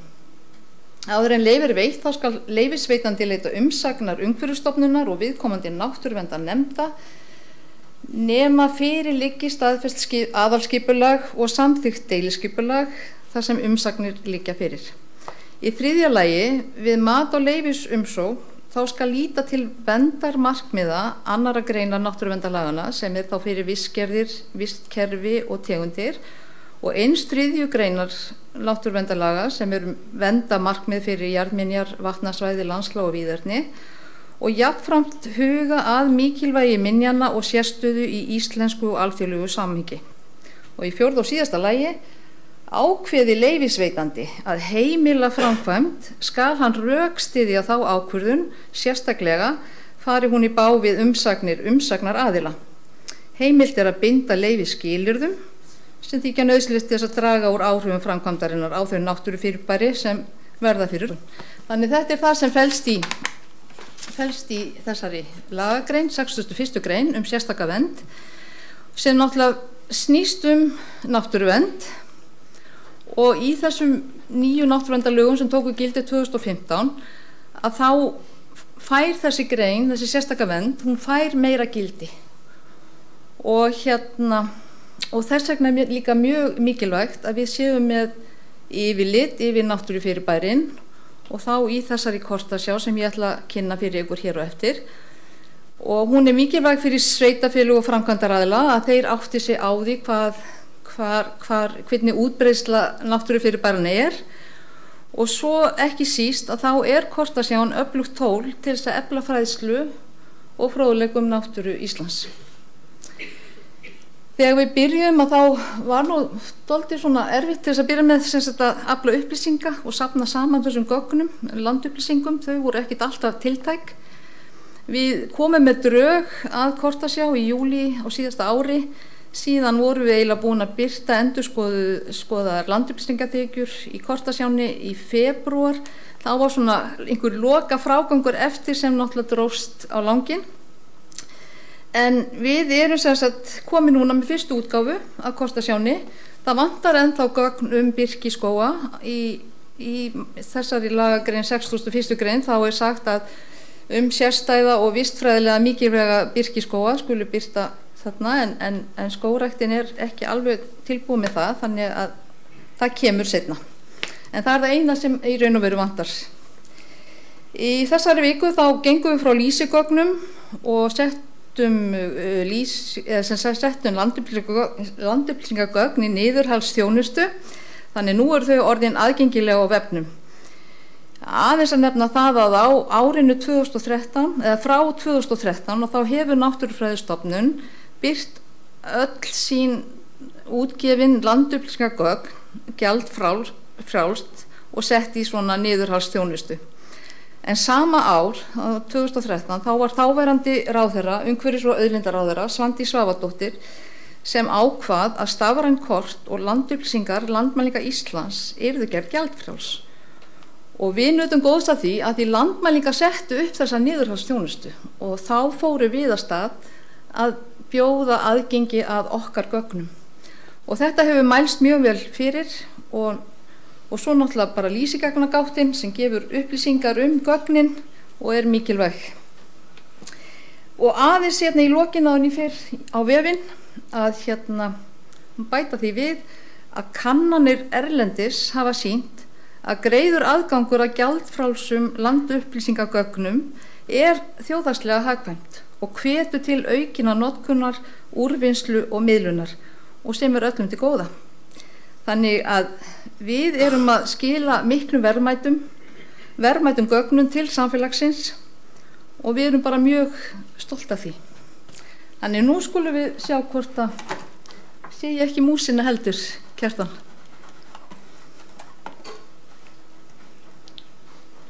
Ég nefnilega sé ekki, myndin er bara þarna, ég sé hann ekki á skjánum hjá mér.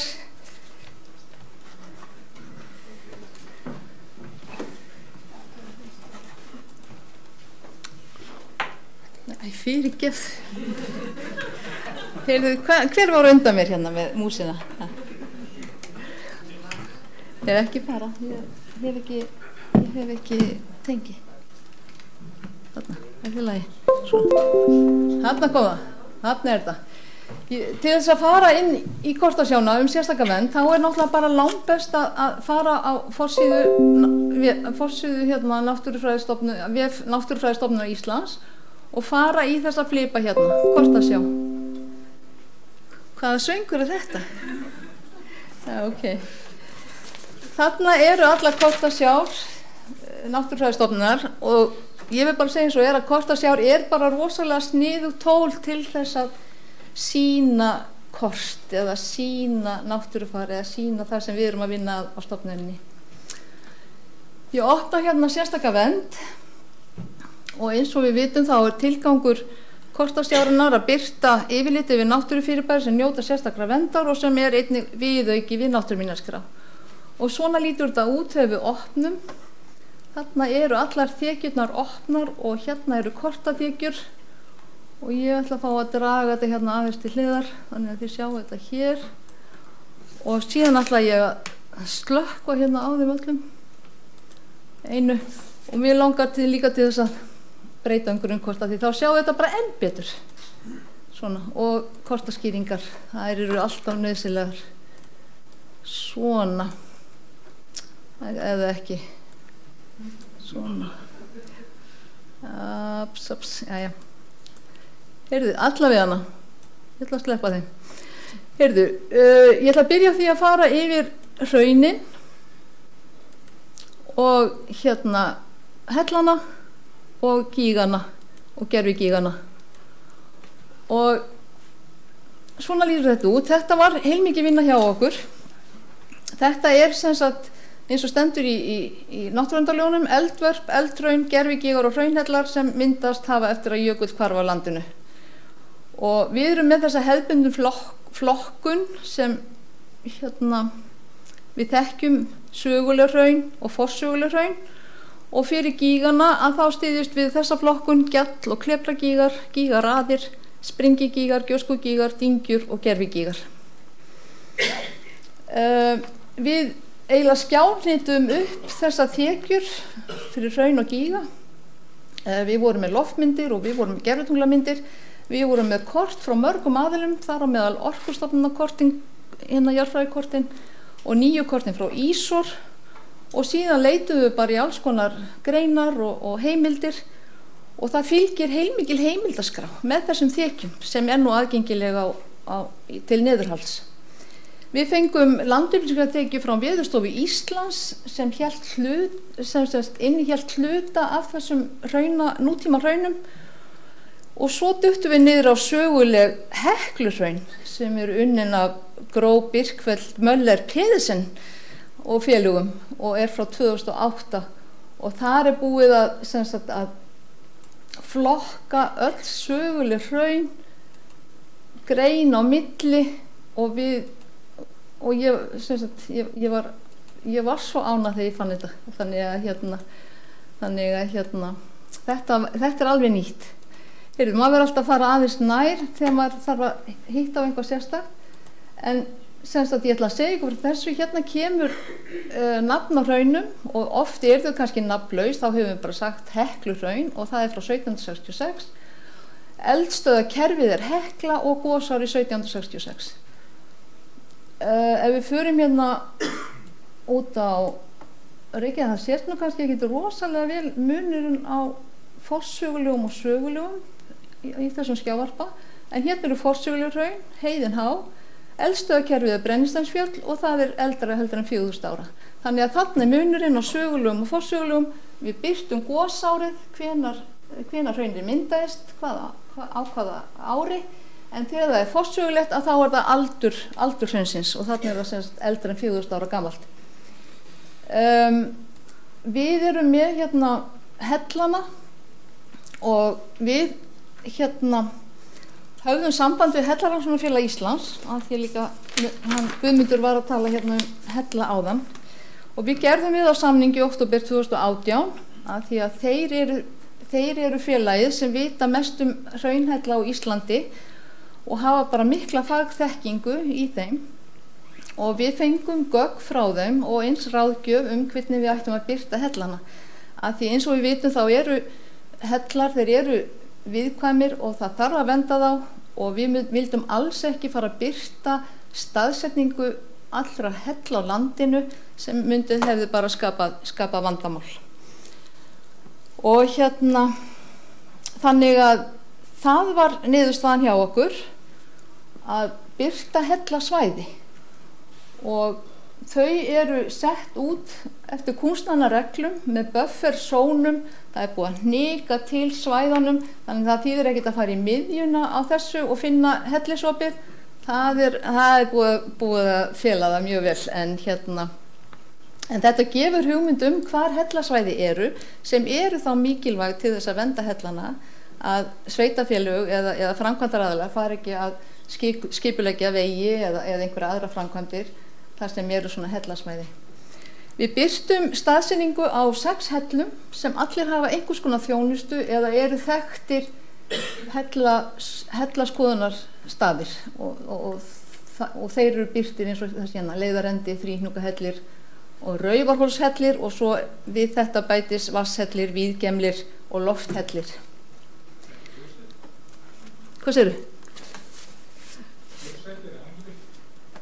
Nei, hann ekki með þessu og þetta bara eins og ég segi í samráði við Hellarannsóknarfélagið. Heyrðu, nú ætla ég að slökkva aftur og ég ætla að fara hérna. Það músin. Þarna. Já, hérna.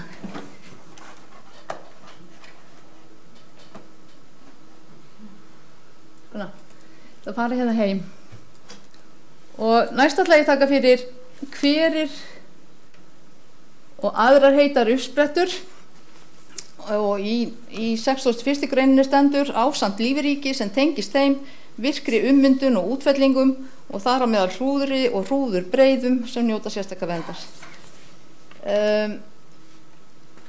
Við hérna, þarna vorum við í smá vandræðum. Við hérna höfðum ekki aðgengi að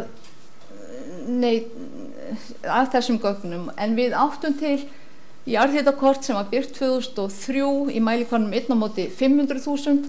Þetta var kort sem fylgdi með skýrslu Helga Torfasonar og var gefin út af Náttúrufræðistofnun og Orkustofnun og hún ekkert mjög nákvæm en hún gefur okkur stóru myndina og hérna og við erum hérna náttúrulega með háhitasvæðin merkt inn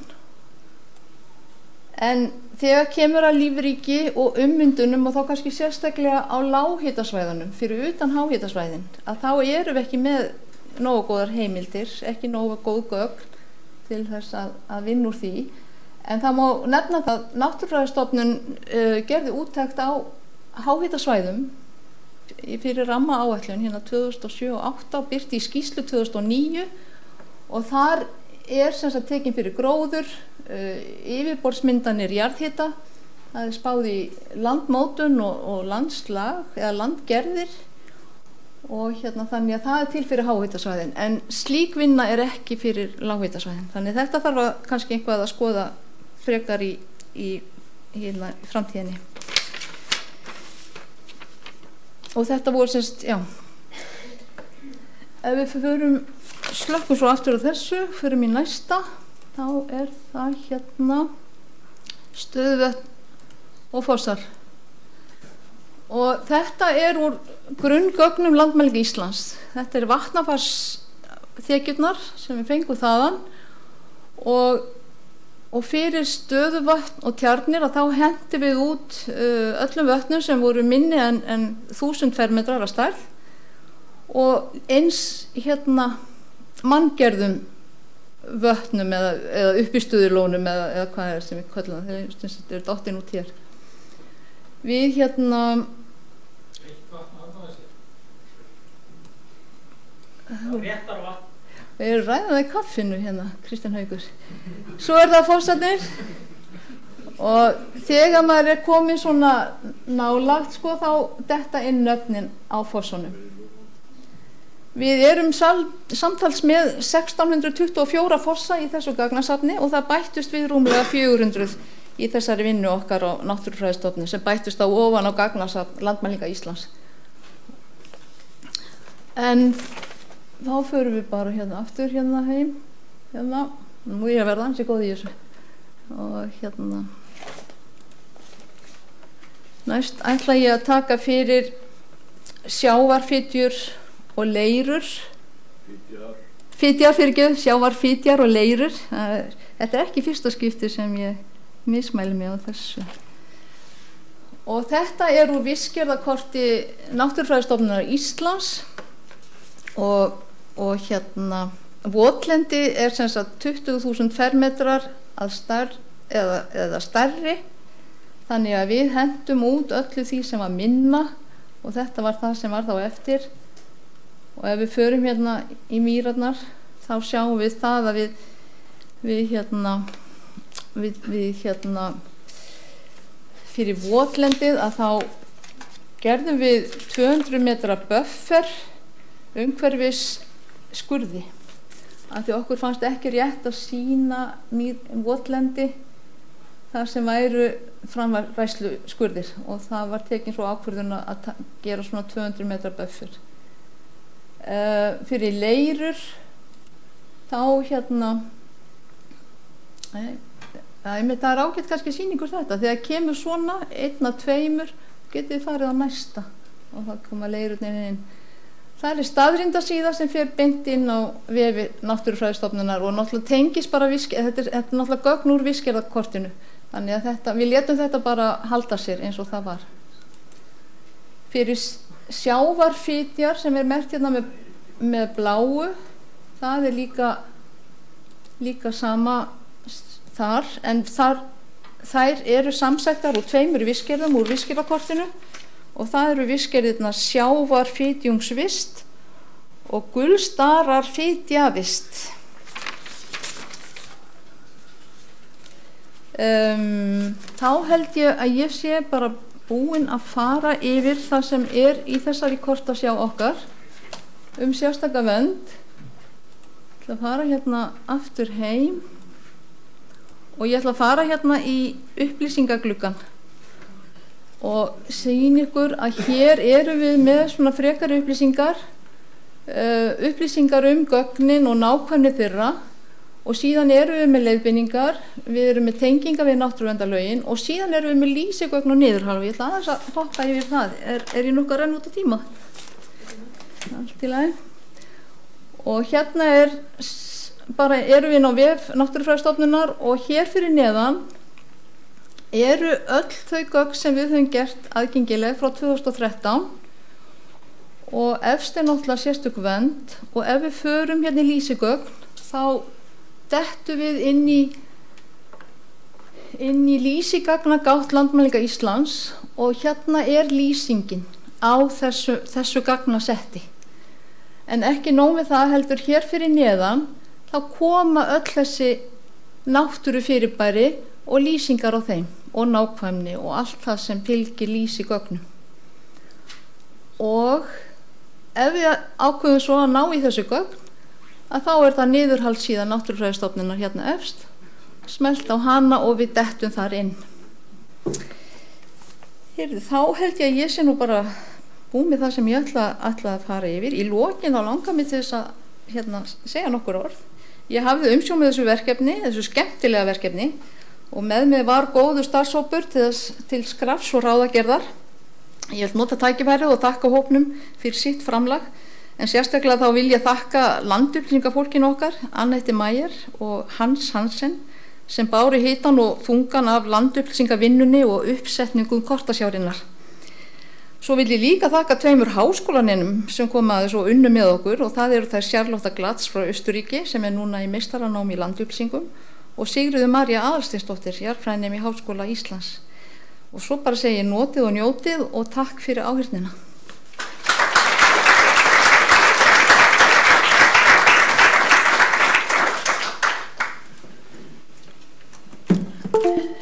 Má ekki taka músin? Músin? Ég verði alveg vitlaus ef þú tekur þessa mús. Já, ég þakkar Lovísu fyrir þetta erindi. Það er alveg magnað að sjá þegar maður fer að skoða þessi kort og ég hveti ykkur til þess að bara fá okkur eitthvað svona, koma ykkur vel fyrir og fá okkur svona kósi að narta í og leika ykkur á þessu í kvöld. Og þetta er milli þess sem að þeir eru að milli þess sem þeir sem eru ekki að koma á ásatíðina sko.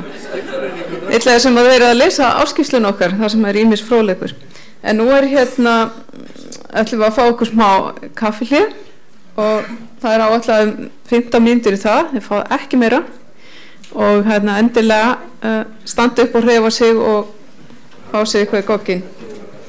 Við komum svo aftur 5 mínútur yfir 3.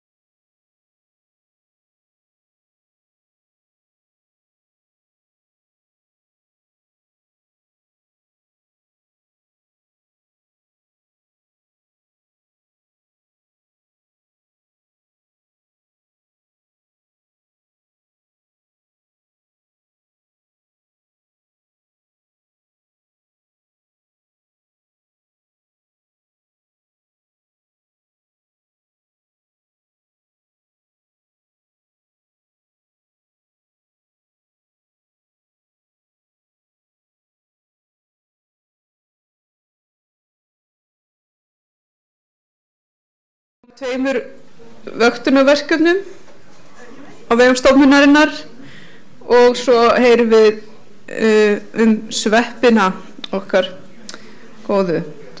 En fyrstur eftir kaffi Erling Ólafsson, skordýrafræðingur Náttúrufræðistofnunar, sem ætlar að segja okkur frá fiðrildunum fögru. End of slide, segir hún bara. Við erum hérna. Það eitthvað í gangi. Tæknin alltaf að stríða okkur. Þú ert að rýta punktin. Já, ítt á punktin. Átti ítt á punktin. Erindið hans. Þarna, já. Svo þetta píla. Já. Skal svæla þig. Já, ég þakka fyrir. Ágætt fundar fólk. Við vitum það öll að náttúra landsins okkar, hún gersemi.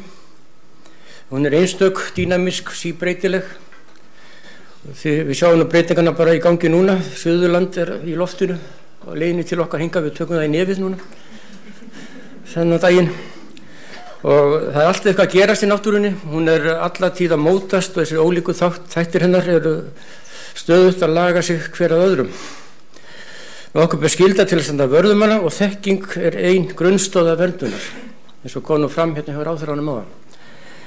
Skammtíma rannsóknir gefa upplýsingar stöðu á þeim tímapunktum sem þær fara fram. En endurtekningar kunna leiða ljós ólíka stöðu. Með reglubundinni vöktun má best öðlast skilning á flóknu gangverki náttúrunnar og ná utan breytileikann, fjölbreytileikann. Gagnaraðir sem aflað á staðlagan hátt í langan tíma segja sögu. Á Náttúrufræðistofnun áhersla lögð á að vakta náttúruna og víða horft í þeim efnum. En hérna ætla ég að gera grein fyrir einu af þessum verkefnum okkar. Þetta vöktun á fiðrildum. Þetta hófst út í Skandinavíu sem stórt verkefni, Moth Monitoring Scheme, sem var samnorrænt verkefni og það var norræna ráðherranefndin sem kom þess að stað og fól Finnum að vera í forsvari. Verkefni skildi einmitt ná til allra Norðurlanda og Eystrasaltsríkjanna og vestur Rússlands, það að segja gamla Finnlands, sem töpuð í stríðinu.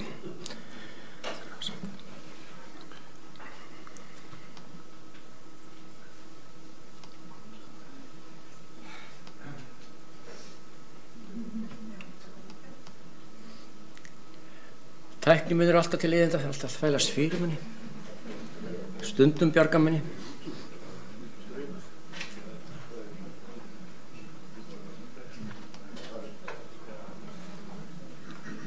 Ekki að fá streið með þess að virka.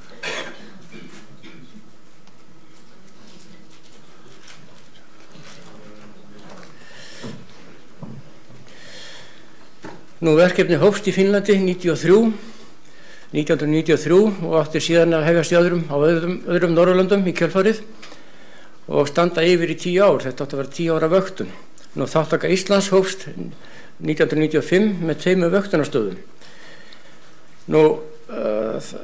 Meiningin var að finna einhvern vísihóp, smádýrahóp sem var auðvelt að vakta og sem væri fljótar að bregðast við ef einhverja breytingar væru á umhverfinu.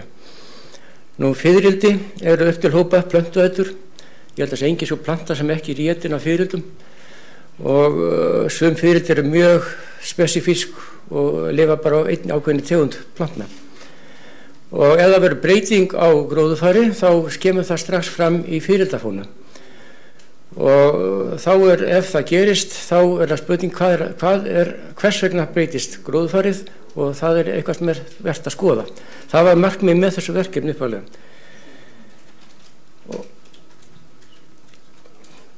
Þátttaka Íslands, eins og ég sagði, 1995, það voru 2 stöðvar.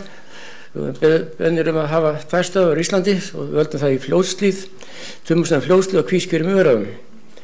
Það sem þarf til þess að keyra svona verkefni, það er aðgangur að rafmagni, umsjónamaður til staðar og svo trygg vernd fyrir búsmala og óviðkomandi truflunum. Ég tala í dag fyrir túristum. Og nú á hvoru stað voru setta niður 2 ljósskildrur sem ég kynnaði svo eftir og önnur var sett inn í skó, hinn í skóar jaðar og þetta var bara formúla sem gefin upp frá Skandinávunum. Það var dálítið erfitt að finna skó á Íslandi. Nú en ekki öll sagan sögð því að 97 ákvað ráðherranefndin að það væri búið að vakta nóg. Nú verkefnum lauk þá sem samræmdu verkefni á Norðurlöndum. Það var dálítið snaudleg pólitísk ákvörðun endalok áhugavert verkefni sem hvað er annars vöktun. Mér finnst allavega stjórnmálamenn ég að lifa fræðimönnum eftir ákveða það sko. En það var engin bilbúður hér hjá okkur. Við heldum áfram, við höfum verið að safna gögnum 2 ár sem er nú bara punktmæling, það er ekki vöktun. Þannig að það var haldið áfram og ákveða að klára þessa 10 ára seríu sem var fyrirhuga upphaflega. En það hafi gefið sér alveg einstakt tækifæri til þess að afla þekkingar á fyrirlið sem var ekki mjög vel þekkt hér. Auk þess voru komin hérna til landsins tól, mjög öflugt tól til þess að safna gögnunum, veiða fyrirldi og svona tólum hafði aldrei verið beitt áður á Íslandi. Þannig að hönnuðu þeirra, þessar tól sem kom með til landsins, lofa okkur við myndum fá margt nýtt. Nú það liður sér 10 ár á þessum 2 stöðum og þá var það spurningin hvað á að gera. Það voru viðburðaríkir tímar, það voru farið að geta loftslagsbreytinga. Sauðfjárbeit var á undanhaldi og gróðurfarsbreytingar voru að verða, bæði vegna loftslagsins, loftslagsbreytinga og minnkandi beitar. Nýja tegundir fyrirelda voru að nema landið og svo var þannig eldgosi í Eyjafjallajökull-gosi 2010 en verkefni stendur enn yfir og hefur elst mjög með aðkomu náttúrustofa allt í kringum landið og fleiri aðila og er þarna mjög góð samvinna með Náttúrufræðistofnun og stofunum. Við vorum að tala um þetta áðan hvað hún væri mikilvæg. Hún endurspeglast álítið vel í þessu verkefni. Nú það er bara engin leið að hætta, þess vegna haldið áfram. Ljósskildra er tólið sem er notað til að afla, til að veiða fyrirldi. Þetta er dálítið merkilegt tól. Þetta er byggir á því þeirra áráttu fyrirlda sem fljúga langt flest, allavega íslensk, á nóttunni eða kvöldi í húminu. En þráttur það sækja því ljós. En það er ekki saman hvernig ljósið er, það þarf að vera útfjólablá geislun, svona gaspörur og með ljósnema þá er kveikt á ljósinu þegar það fyrir að skyggja, fyririldin byrja að fljúga og svo slekkur ljósnemin aftur þegar það fyrir að birta. Þannig gengur þetta 30 vikur á ári hjá okkur og síðan er kassin tæmdur einu sinni á viku. Svona lítur ljósskildran út í nærmynd til að gera fyrst gert ykkur grein fyrir stærðinni. Þetta er venjuleg götuljósapera og 4 lítra plastbrúsi þarna við hlýðina og þegar við kíkjum onni þá er þarna krukka með svæfingarefni fullt af eggjabökkum til að safna fyririldunum í og trekt sem liggur gegnum miðuna. Hún er til þess að hleypa rigningavatni niður í gegn og út kassana neðan. Þannig ekki blotnar. Nú fyrstu vöktunarstaðar í Íslandi voru 95 eins og við gætum áðan, það var í Fljótshlíð á Tumastöðum og svo á Kvískerjum í Öræfum. Ég leyfi næst að mynda fljóta þarna með, mér ekki vænt hana. Þarna erum við félagarnir, ég og Hálfdán á Kvískerjum sem var diggur í þessu verkefni, var upphafi og meðan hann bara hafði úttalt og getur til. Og ég vil kannski bara tilengja honum hennar fyrirlestur, hann dó fyrir 2 árum og er sárt saknað. Og svo komu nýja stöðvar inn 2005 og 2006. Það var Mógilsá, Kollafirði, sem var Rauðafelli og Skógum undir Eyjafjöllum. Og þær komu hingað og voru settur upp fyrir tilstilli vina míns sem býr á Rauðafelli, mikill furðufugla eiginsogn, mikinn áhuga á þessu, sérstaklega áhuga á tækjakosti og að smíða og hann hefur komið upp gildrunum hérna á Rauðafelli og Skógum og sýnt þeim alveg mikill kostgefni og ég hef honum mjög mikið að þakka fyrir upplýsingar sem það hafa borist. Síðan komu inn náttúrustofunar allt í kringum landið, byrjaði á Norðausturlandi í Ási og það var Aðalsteinn Snæþórsson sem eiginlega smitaðist af mér og hann áhrifamikill því hann smitaði allar aðra stofur líka sko. Og þannig að núna held ég 14 gildrur á vegum stofana allt í kringum landið og auki kemur Hvannir inn í þetta dæmi. Nú ég ætla ekki að fara mikið niðurstöðu, ég ætla aðeins að kynna bara umfang þessara gagna og ég held ég með þá bara við þessar stöðvar sem eru á vegum Náttúrufræðistofnunar sem eru þessar 5 á listanum og ég ætla bara að gefa svona hugmyndum umfang gagnana eins og ég sagði, eins og sjáuð þarna eru yfir 500.000 eintaka sem hefur veiðst í þessar gildrur og það líka mikið vinna bak við greiningar á þeim því það nú þannig með stóra hluta af þessum tegundum það þarf að skoða aftur undan á þeim við erum með óttalega dónaskap og til að greina til tegundar sko. Þannig að þetta tímafrekt og eins og sjáum við þarna það lengsta serían frá Tumastöðum, það 24 ár og síðan 14 ár þarna frá öðrum. Kvísker hætti nú 2008 þegar Hálfdán hætti að geta syndi eins og skildi hann fór að förlast eðlilega það gerist þegar hann eldast á 2 þessum stöðum voru 2 gildrur Kvískerum á Tumastöðum og hinnum var 1 gildra það eru alls 17 ættir fyririlda sem hafa skilað sér í þessar gildrur og eins og þarna sést það eru 3 ættir þess efstu sem að skara úr, sérstaklega vefarætt með 70% af aflanum. Ég þá að tala fjölda eintaka, ekki tegunda.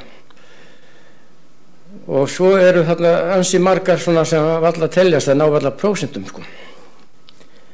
En það er hluti af fáninni. Og ég ætla ekki að velja lengi við svona töflur. Hérna er til dæmis tegundafjöldi á þessum stöðum. Það er eins og sést í dálkinum lengst til hægri, það hefur veist 81 tegund. Það er ótrúlega mikill fjöldi með hvað fánan okkar er fátæk af tegundum. Og eftir línunni er ygluætt með 29 tegundir og flestar og það takir til því að Kvísker er með eiginlega full slemmu sko. Það er með 28 tegundir, það vantar bara 1 tegund sem að landnum eftir að Hálfdán hætti sko. Hún er komið þangað þóna, hún komið eftir Höfn í Hornafjörð, þannig hún er örugglega, þannig að Kvísker er einstakur staður. Og við sjáum þarna að flesta tegundunar eru á Kvískerum og svo fæstar þarna á Rauðafelli, undir Eyjafjöllum. Ég skoði þetta aðeins betur, myndrænt, þá er þetta bara sömu tölur og í töflunni. Þarna eru 2 mismunandi litir, það eru flækingar og það eru íslenska tegundir. Við ætlum að aðskilja þetta betur. Þegar íslenska tegundir eru skoðað sérstaklega, þá eru það Tumastaðir sem toppa enda langlengstu tíminn þar og 2 gildrur svo ekki, þannig að það segir ekki alla sögu. Og Rauðafell, það er svona graslendi og blómlendi kringum Sveitabæ sem maður átti ekki vona á miklu, ekki neitt í fjölbreytni, þannig að það er samt fyrir mikið. Og ef maður skoða bara flækingana, þá er það dálítið áhugaverð mynd. Kvísker, toppar, Mógilsá er botnin og ef maður skoða stefnur á landakorti, þetta er Suðausturland, vesturrætti til Suðvesturlands. Flækingarnar koma frá Evrópu, sem sagt eftir sem vestadregur þeim færri finnast. Þannig að það er Suðausturlandi sem tekur á móti flækingunum. Og hér eru þessar flækingategundir, það er 25 sem hafa komið í gildrurnar, sem er mjög áhugavert. Og menn halda stundum að flækingar skipti ekki miklu máli, þetta er bara flækingar en það er bara ekki alveg þannig því að suma tegundir sem að land þær byrjuðu sem flækingar. Það er svona gott að eiga sögu þeirra áður en kemur til landnáms. Algengustu tegundir íslenskar, það eru þessi 3 vefarar og þetta er mikill fjöldi, það er barvevari með 33% aflans. Og það sem áhugavert það er að hann nýr landnemi sem lukkast landnámi svona einstaklega vel. Svo að hann lifir á bartrjám, tígulöfari, hann lifir á birkið og grasfjafari á grösum. Þannig að þetta eiginlega all flóran undir þarna. Og þetta algengustu tegundunar og eins og sjáuð aðra tegundir, þær eru undir 6% aflanum. Allar hinar 78. Nú, nýju landnemar, það eru 7 tegundir sem hafa veist í gildrur. Það eru fleiri reyndar, sérstaklega sem hérna í bænum, kringum gróðrarstöðvar og í görðum, sem ekki að veiðast í gildrur út á landsbyggðinni. Og þá snýst þetta graf við sem ég sýndi á það. Það eru flækingarnir, sem eru flestir á Suðvesturlandi. Nú er nýju landnemar, þeir eru flestir á Suðvesturlandi. Og svo dregur úr eftir sem austar dregur. Og það er náttúrulega skýringin er nú alltaf svo að við erum að flytja inn þessa nýju landnema. Það koma hingað með gróðurvörum mikið og það byrja hér á Suðvesturlandi. Og það má nú örugglega hækka súluna á kvískjörum hana upp í 3 tegundir því að það eru þar 2 tegundir sem voru ekki komna þegar Hálfdán var að veiða. Það eru örugglega komna ánga núna. Það skekkir þetta að það skildi þetta hætta þar 2008. En þannig er þetta bara. Og þetta gefur, þessi vöktun gefur færi á að fylgja þessu nýju landnum vel eftir. Hérna eru 3 dæmi. Eftir er barvefarinn sem kom fyrstur að þeim, síðan dumbygla og síðan birkikemba. Og þetta er ekki hægt nema með svona gildruviðum að fylgja svona landnám eftir. Og það þekki allir birkikembuna, þetta er hann aðalskapaldurinn að birki hér á Suðvesturlandi og víðar allt Suðurland upp eftir öllu Suðurlands undirlendi og fer illa með. Nú það er eitt af því sem maður er að skoða. Svo þetta fannst mér mjög áhugavert súlurrit frá kvískjörum. Þetta er tígulöfarinn sem var hann í öðru sæti við fjölda veitra tegunda og veitir eintaka fyrir ekki. Og þetta fannst mér ákvæmlega fallegt súlurrit. Þessi ár sem að veiðin stóð yfir á kvískjörum. Og hann hvað sveiflur hérna í gangi, þannig að ég fór nú að skoða hvað var að hefði gerst á Mógilsá. Það er nú svona vísbending jafnvel náttúrulega sveiflu sko. En það hefur aldrei verið sýnt fram á náttúrulega sveiflu í smádýrum á Íslandi. Og þetta er þekkt fyrir bara í Skandinavíu og þetta er nokkuð sem þarf að skoða betur. Ólafur Nilsson, það talar alveg betur við þig. Sérfræðingur í sveiflum. Og við erum aðra tegund líka sem lifir líka á birki sem að það er bara miklu minna gagnamagn, en það er svona ákveðin vísbending þar líka. Þannig að þessi vöktun hún gefur ýmsa möguleika og það eins og sést þarna, það er ekki hægt að hætta, maður verður að fylgja þess eftir. Nú, eldgos í Eyjafjallajökli 2010. Ég kom að skógum í maí, þá leit einhver túristinn hafði þetta aðeins að setja mark sitt á skiltið. Það var Öskufallið og þetta var ákvæmlega spennandi dæmi, svona inngrip í náttúruna eins og ég sagði, náttúra Íslands er dýnamísk. Það er alltaf eitthvað að gerast og það er alltaf verið að takast á einhver vandamál, lífríkið. Það fær aldrei frið. Nú það er Öskufallið, þetta er á Rauðafelli. Reyndar ekki alveg tekja saman ástíma, það sýnir hvað þetta var drastískt þarna. Öskufallið, þarna var eitthvað mest Öskufallið mitt, sunnundi fjallinu. Og þarna sést gildran á Rauðafelli og það sjáum þarna rennur lækur framhjá henni, vitna aðeins í hann aðeins og eftir. Svona lítur gildrunar út, trektin, það var alveg bingur af ösku í trektinni þegar maður opnaði. Þetta er á skógum. Nú hverjar voru afleiðingarnar? Svona í stuttum máli sagt, hérna er heildarveiði fyrirelda á Rauðafelli. Þarna sjáum við þetta er í góðu jafnvægi fram til 2009, allt í lukkuna velstandi, svo gerast einhver ósköp þarna, 10, 11, 12. En svo fer þetta nú svona að leggja stað aftur upp og er að jafna sig. Og nema síðasta ár það var skekkjufaktor þar, eins og þið munið það rigndi öðru hverju þannig að það var aldrei flugveður fyrir fiðrildi, þannig að það eru svona þessi lága kúra þar, hún hefði öðrlátt að fara hærra en ég býð spenntur eftir núna þessu sumri hverju það skilar af því við fáum svo gott veður í sumar. Og ef við skoðum að skóa þá lítið þannig tóltið mikið öðruvísi út, því er ekki lætið þarna eitt árið, en ég leitaði skýringa af þessu sem hann við fundin, skoðum hérna, það var barvefarinn hérna sem þessi algengi sem bjóð til þessa mynd. Ef við tek hann út þá kemur neðra súluritið hérna til hægri og þá ef maður eiginlega komið sömu mynd og Rauðafelli, þetta er bara endurheimt eftir eldgos. En ég tekka fram að það endurheimtist en ekki sömu mynd og var fyrir, hún er breytt sem við fjallan ekki hérna meira. En það eru fleiri en fiðrildi sem hægt að vakta með þessu móti og möguleikarnir eru margir. Ég ætla rétt að minnast hérna vorflugur sem hefur tekið með í þetta líka. Þetta er á Rauðafelli, þetta eru vorflugurna þar. Þarna tek hérna 3 tegundir, rauða, græna og bláa, skiptir ekki máli hvað það heita. Þessi rauða, hún er rándýr sem lifir á öðrum smádýrum og eitthvað aðeins á groti líka. Og hinar tvær, bláa og græna, eru svona grotætur.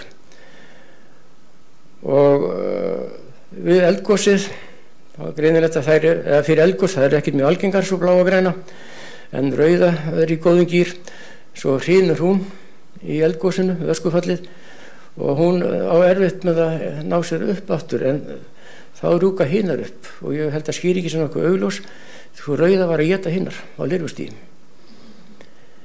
Þannig að þær eru nú að njóta góðs af því að rándýrið er farið. Svona færi fyrir rjúpun líka, hún er ekki upp ef fólkin færi.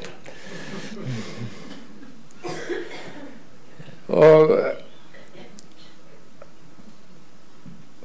þessi græna hérna, hún átti nú gegn eitthvað illa hjá henni, svona lang algengust þarna. Ég bist afsökunar því að skalarnir eru ekki í takt, það er erfitt að koma fyrir mörgum súluritum og einnig glæðurum, en myndin er samt sönn og hún virtist að hafa lent í hremmingum þetta svo græna og næri sér ekki upp eins og hún hefði átt að gera. Þar var ekki rigningin, þó alveg rigningu nema svona í óbeinan hátt, því að það var mjög oft, já náttúrulega dróðu fluggetu, en það var líka oft flóð í læknum þarna og mikið skröpun sko. Þannig að það var auðvitað skólast mikið út. Þannig að aftur býði eftir næstas góðviðri sumri sem verður núna. Hérna er bara þessar saminnar, allar þessar 3 tegundir og þá er skælinn orðin sannur fyrir allar. Og það er að sjá þessi græna, hún bauð afhróð í síðastlið sumar, en hinar eru svona á hægri upplið.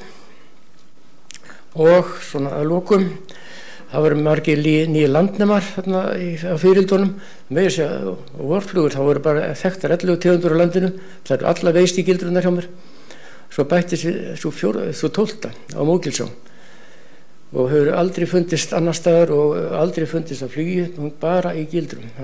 Gísli Mári búinn að leita mikið að lirfum í strömmvötnum á Mógilsá, finnast ekki lirfurnar. En eins og sjá, þetta er ákvæðlega falleg landnema saga, byrjar í róleitum og svo er bara upp með bara jafnir í hallalínu. Svo neðra slúðurriði réttilega minna á að þessi gögn gefa náttúrulega þessi fínu upplýsingar um flugtímategunda, því að flugtímar eru mjög mismunandi eftir tegundum frá vori til hausts, margar tegund sem ekki skarast, sumar skarast og allavega, þannig að þetta er bara eitt af hægt að skoða líka og erum að skoða. Nú, ljósin verða tendruð núna næsta þriðjudag. Ég reynda ég þjófstartaði, ég kveikti á Mógilsá núna fyrir viku síðan, eða þessari viku, aðeins að skoða þessa viku undan. Því að það í fyrra þegar við tæmdum fyrstu tæmingu eftir að hafa sett út gildur 16. apríl, það er alltaf 16. apríl, það er fyrsti dagur 16. viku ársins sem er startpunktur og svo gengur í 30 vikur. Þannig ég vildi fá að skoða þessa viku, það var svo mikið í gangi þessa fyrstu veiðiviku í fyrra, ég vil vita hvort ég var að missa af einhverja. Nú, ég vil þakka ýmsum, það eru forstöðumenn á Tumastöðum, Mógilsá og Skógarsafni fyrir veitta aðstöðu og ókeypis rafmagn og veit ekki hvað. það verið seint þakkað, svo sískinu og kvískjurinn sem Hald, það þurfti ekki mikið að þakka Hald, en hann vildi örugglega frekar þakka mér, en hann átti sískin og þarna fengum hann alla þessi aðstöð, fínu aðstöð. Hálfdán hann var eins og hann hefði fengið eignast tvíbura þegar fekk gildrurnar, hann sinnti þeim, var mikill kostgæfni og hafði ákvæmlega mikið áhuga á þessu. Og svo þeir sem hans sem sáum gildrurnar á Kvískjörum og svo Sigurþór Ástþórsson hafði umsjón með Rauðafelli og Skógum og séður tæmingar mjög natin við þetta. Og svo ýmsir sem hafa komið að því að sem hafa verið sumarstarfsmenn hjá mér allavega sem hafa komið að því að tæma gildrur sem maður ekki geta sinnt þessu alltaf. Snorri, þú sér nafnið þetta. Og svo bara þakka ég áheyrnina.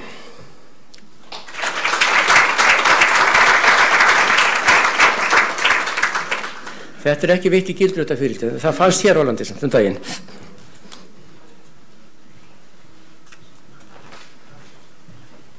Við þakkum Erling fyrir erindið feril til Fögru.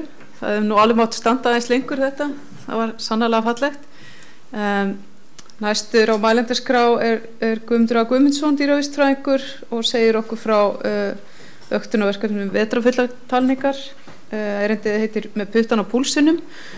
Tæknimaðurinn þarf aðeins að fá að athafna sig fyrst í stafsökunar á því, en við erum það bil 20 mínútum á eftir áætlun, sem þýðir að umræðurnar verða snöggar á eftir erindunum, en það eru tvö mjög áhugaverð erindi eftir á dagskránni áður en að Jón Gunnar fær aftur að tala við ykkur.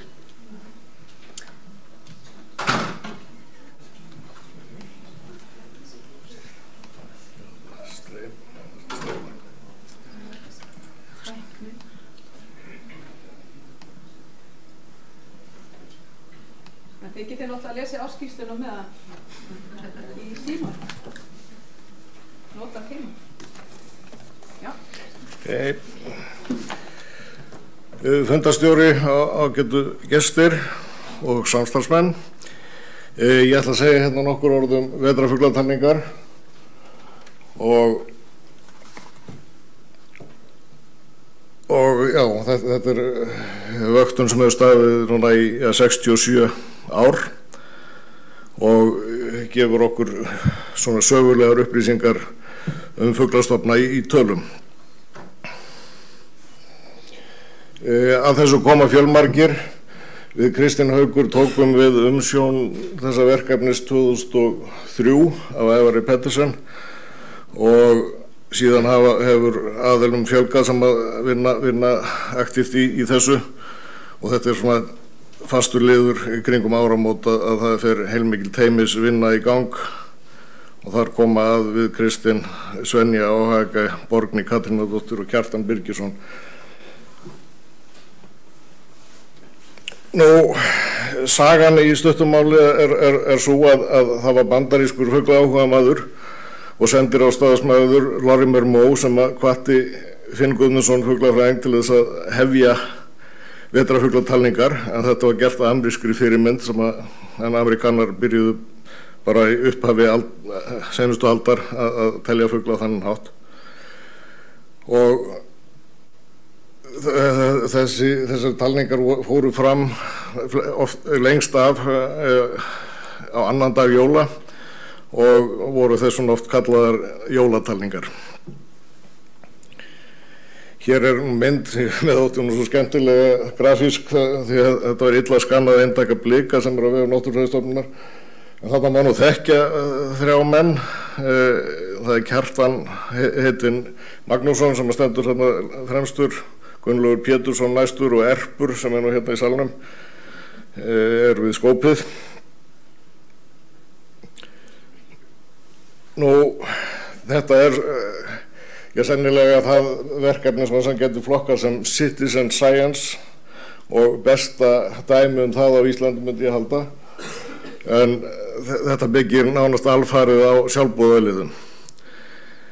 Það hefur verið talið á 367 svæðum, alls 6.134 sinnum, og ef við bara áætlum að hver talning taki 3 klukkustundir sem nú ekki mælt það en það svolítið misjafnt eftir svæðum.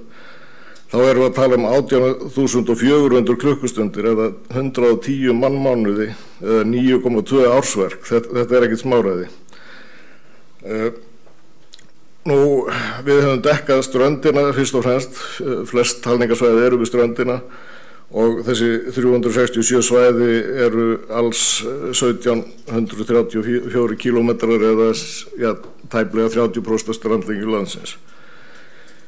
Og á einu ári höfum við mest talið á 217 svæðum en það var árið 2014 og frá upphafi erum við að tala 6.763.000 fugla sem hafa verið taldir en þeir eru ekki greindir á afturendarum. Árlega sjást yfir 80 tegundir og alls hafa verið skráðar 154. Náttúrustofur taka orðið mjög virkan þátt í öflun gagna og það þá einkum Náttúrustofa Norðausturlands, Náttúrustofa Vestfjarða og Náttúrustofa Vesturland sem að telja en aðrir koma að þessu líka. Hér sjáum við þróun fjölgun talningasvæða, þetta hefur gerst svona í þrepum. Fyrsta áratuginn frá 50 til 60 voru þetta, óx þetta úr 10 svæðum í 40 og síðan voru þann 2,5 áratugur þar sem það voru 50 svæði og óx svo upp í 100 og dalaði síðan aftur og svo lifnar nú aðeins yfir þegar við tókum við Kristinn og erum nú komin vel yfir 200 svæði á ári. En það kannski farið einum og gest í þetta því að við erum í svolítið vandræði með að manna. Þannig að það sé verið að telja svona sem samfelldast þessar serjur. Nú hér annað sem kom svona í kaupbæti, það hægt að, þetta bara sýnir dreifingu allar talningasvæða og það hægt að fá svona fyrstu drög að vetrarfugla atlas, skoða þessi gögn sem sýnir svona. Þetta kort sýnir æðarfugla og þetta meðalfjöldi á strandlengju og þið sjáu hérna dreifingu æðarfugla sem svona þéttast á Suðvesturlandi og síðan á Melrakkasléttu sem kom svolítið óvart. Nú, vöktun fuglastofna, þetta eru reglubundnar staðlaðar mælingar í tímaórumi og ná yfir langt tímabil til þess að skrá stofnfróun. Og vetrarfuglatalningar eru mjög reglubundnar, talið árlega miðsvetrar og talningatíminn innan nokkuð þröngra marka, þó það aðeins snikast til svona í seinni tíð. Samfellan ekki nógu góð en það eru göt í serjum og í talningum einstökum svæðum og svæðamörk hafa verið svolítið breytileg. Breyttar aðstæður eða veður og annað, þannig að það voru komnir yfir 500 variantar af svæðum sem við höfum nú fækkað í 367 og átakið sveiflótt eins og þið sáuð á myndina áðan. En það ýmsar breytur sem þyrfti að taka tillit til en hefur ekki verið unnið úr sérstaklega. En það til dæmis bara veður og talningadag sem hefur áhrif á sýnileika fugla. Árferði eða veðráttan, það geta verið jarðbann og það hefur áhrif á dreifingu. Og það eru hnattrænar breytingar í gangi, það var kuldaskeið á 7. áratugnum og það hlýtt í dag. Og þetta hefur áhrif á útbreiðslu tegunda. Nú sjávarföll, þau skipta mjög miklu máli á strandsvæðum upp á sýnileika sérstaklega. Og það hefur ekki verið tímasett með tillit til sjávarfalla þannig að og annað sem í vaxandi mæli vandamál, það var það lítið þegar talið var annan í jólum en nú oft að telja í kringum áramóti eða 13. og það truflun af flugveldum sem veldur væntanlega staðbundnum breytingum. Úrvinnslan hefur ekki verið mikið til þessa og það nú kannski ástæðan fyrir þessum titli að við erum með puttan á púlsinum því að þar til 2011 hafði ekki verið unnið úr þessu hætishót. Þá fórum við gegnum suðvestur hornið og skoðuðum þéttleikafugla, fjölda á kílómetra stanglengju. Þetta var fyrir svæðið frá Þjórsá að Borgarnesi og þetta gafst vel. Það komu svo trúverðuga myndir út úr þessu. En síðan höfum við tileinkað okkur aðferð sem notuð við svona vöktun í Evrópu og heitir TRIM, og þetta byggt á aðferðum sem Les Underhill, sem suðurafrískur tölfræðingur, hann þróaði fyrir breska vetrarfuglatalningarkerfið sem var í ólestri. Það voru að nota slæma indexa, og hann bjóð til þennan svo kallaða Underhill index sem gengur fyrst og fremst út á að stoppa í götin til að gera þessa seríu samfelldar, og það er það gert með tölfræðilegum aðferðum. Og síðan hafa hollendingar skrifað forrit sem heitir BirdStat, sem keyrir gögn úr Access og auðveldar samskiptin við TRIM forritið. Og þetta fæst frýtt á vefnum, þessi forrit. Nú, við höfum staðlað, eins og ég hef nefnt áður, strandsvæðin með því að reikna þéttleika á kílómetr, og í þessu gögnu sem við sjáum eftir nokkur dæmi, þar viðmiðunar árið alltaf 2005. Það þá 1 í index. Nú, við erum með þetta svona vísitölu ígildi, það út af þessari, það hefur verið að staga í götin, og við sýnum staðalskekkju, og síðan fylgir þessu lína sem fjórðastigs marglið aðhverfslína sem sést á þessum myndum.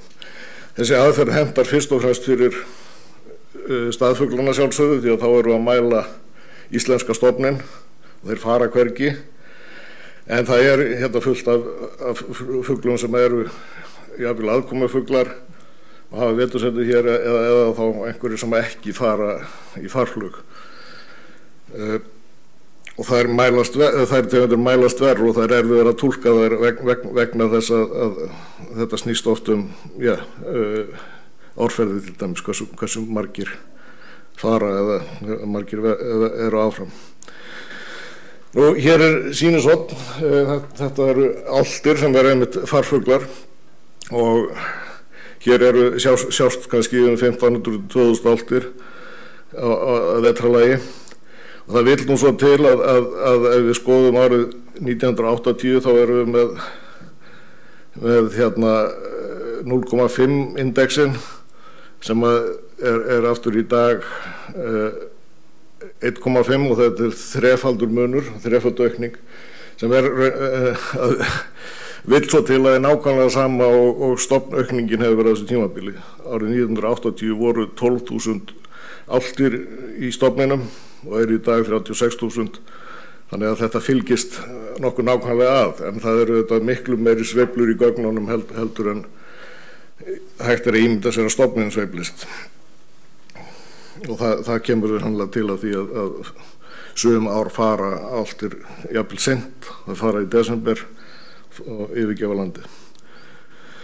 Nú, hér annað sýnishorn sem dílaskarfur, og þetta vel rannsókuð tegund. Stofnmælingar, Arnþór Garðarsson byrjaði að telja skarfa 1975 og tók svo upp á því 1994 að telja árlega öll skarfavörp landsins, þannig að við fáum þarna smá samanburð. Ef við skoðum þennan glugga þá frá 1994 til 2018, gæjumst á hann, þá lítur þetta svona út. Það ekki fullkomið samræmi, en það ótrúlega gott, og tölulega ef maður skoðar hámörkin og lágmörkin þá fellur þetta alveg saman við indexin. Þannig að þetta vöktunarverkefni á dílaskarfinum, þar og ég hef tekið við því verkefni senustu ár, að þar verið að telja hvert einasta dílaskarshreiður. En þetta samanburðurinn ætti kannski að ganga út á uppregna stofnstærð frekar út frá hreiðurunum. En þetta allavega sýnir mjög gott samræmi. Nú, hér stokkvendin. Þetta nú svona, já, ég sagðist þar með puttan á púlsinn, þetta nú frekar daugur púls, það ekki mikla sveiflur í þessu, en svona meira og minna stöðug frá 1960, sveiflast í kringum 1. Og já, það ekki reynum það að segja, þetta verðist vera nokkuð stöðug stofn. Það þó þarna mjög áberandi fall rétt 1970, þar sem það fækkaði verulega. Nú, fyrstu árin, það voru bara örfá svæði, 10 til 40 svæði milli 50 og 60, þannig að það oft mikil óregla þarna í upphafi og ræðst nú væntanlega frekast af tilviljun. Þetta hérna nú næstuð í flattlænir, hérna við með straumöndina og hún bara stöðug eftir 1960 og hitt nú sannlega óvissa. Æðarfuglinn, það langtíma sveifla, lágmark í kringum 1960 og hámark, þetta var rétt fyrir aldamót, 97 kannski, og hefur fækkað síðan. Og þetta mjög í líkingu við gögn sem að Jón Einar hefur verið að taka saman æðarfuglastofninn. Hér við eftir dæmi máva, bara sýna að þetta allt stórir mávar og það mjög ólíka niðurstöður fyrir hverja tegund, mismunandi sveiflur og tímabil þegar maður hafa verið í hámarki og lágmarki. Og hér sjáum þið hérna til vinstri svartbagginn með fallið úr 8 og niður í 1. Og þetta sama mynd og við fengum út úr þéttleikamælingunum á Suðvesturlandi, það var úr þéttleikanum 80 og niður í 10 kílómetr. Og þannig að þetta nákvæmlega sama mynd, hvernig sem það reiknað, það sýnir bara stórfellda fækkun svartbaka. Önnur mynd hérna niðri til hægri, hvítmávurinn, sýnir mjög skýran topp í kringu 1985 og síðan fall, og þetta hefur einmitt nýlega verið skrifuð greinum þar sem að Ævar meðal annars fjallar hvítmávinn og þessa verulegu fækkun sem orðið á honum. Nú og að lokum sýnishorn sem eru nokkra spörfuglategundir, svartrösturinn hérna uppi til vinstri. Þetta nýr landnemi sem var svona flækingsfugl áður og kom fram í vetrarfugltalningum í upphafi, dalar síðan rétt aldamótin og þá gerðist það að það komu hérna stórir hópar að vorlægja af svartröstum og hann nam land. Það gekk dræmt hjá þeim í byrjun, en eftir svona 2008 þá hefði það fjölgað með veldisvexti og indexin hefur 15-faldast. Skógaþrösturinn aftur fartegund og hérna í litlu mæli, en það eru sveiflur í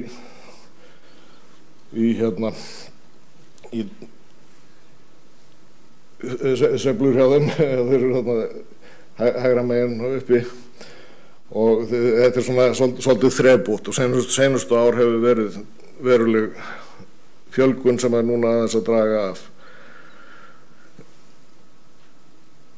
Öðnutitlingur, þessar tegundur starinn, hann hérna niðri, þetta allt í aukningu, þannig að spörfuglarnir eru að gera það bara nokkuð gott. En það allavega svo komið núna rútínan fyrir hendi og við birtum jafnóðum upplýsingarna berast í hús, birtum við talningarniðurstöður á heimasíðu Náttúrufræðistofnunar og nú getum við, þegar allt saman komið snemma vors, birt indexa fyrir síðasta ár ef að áhugi fyrir því. Takk fyrir.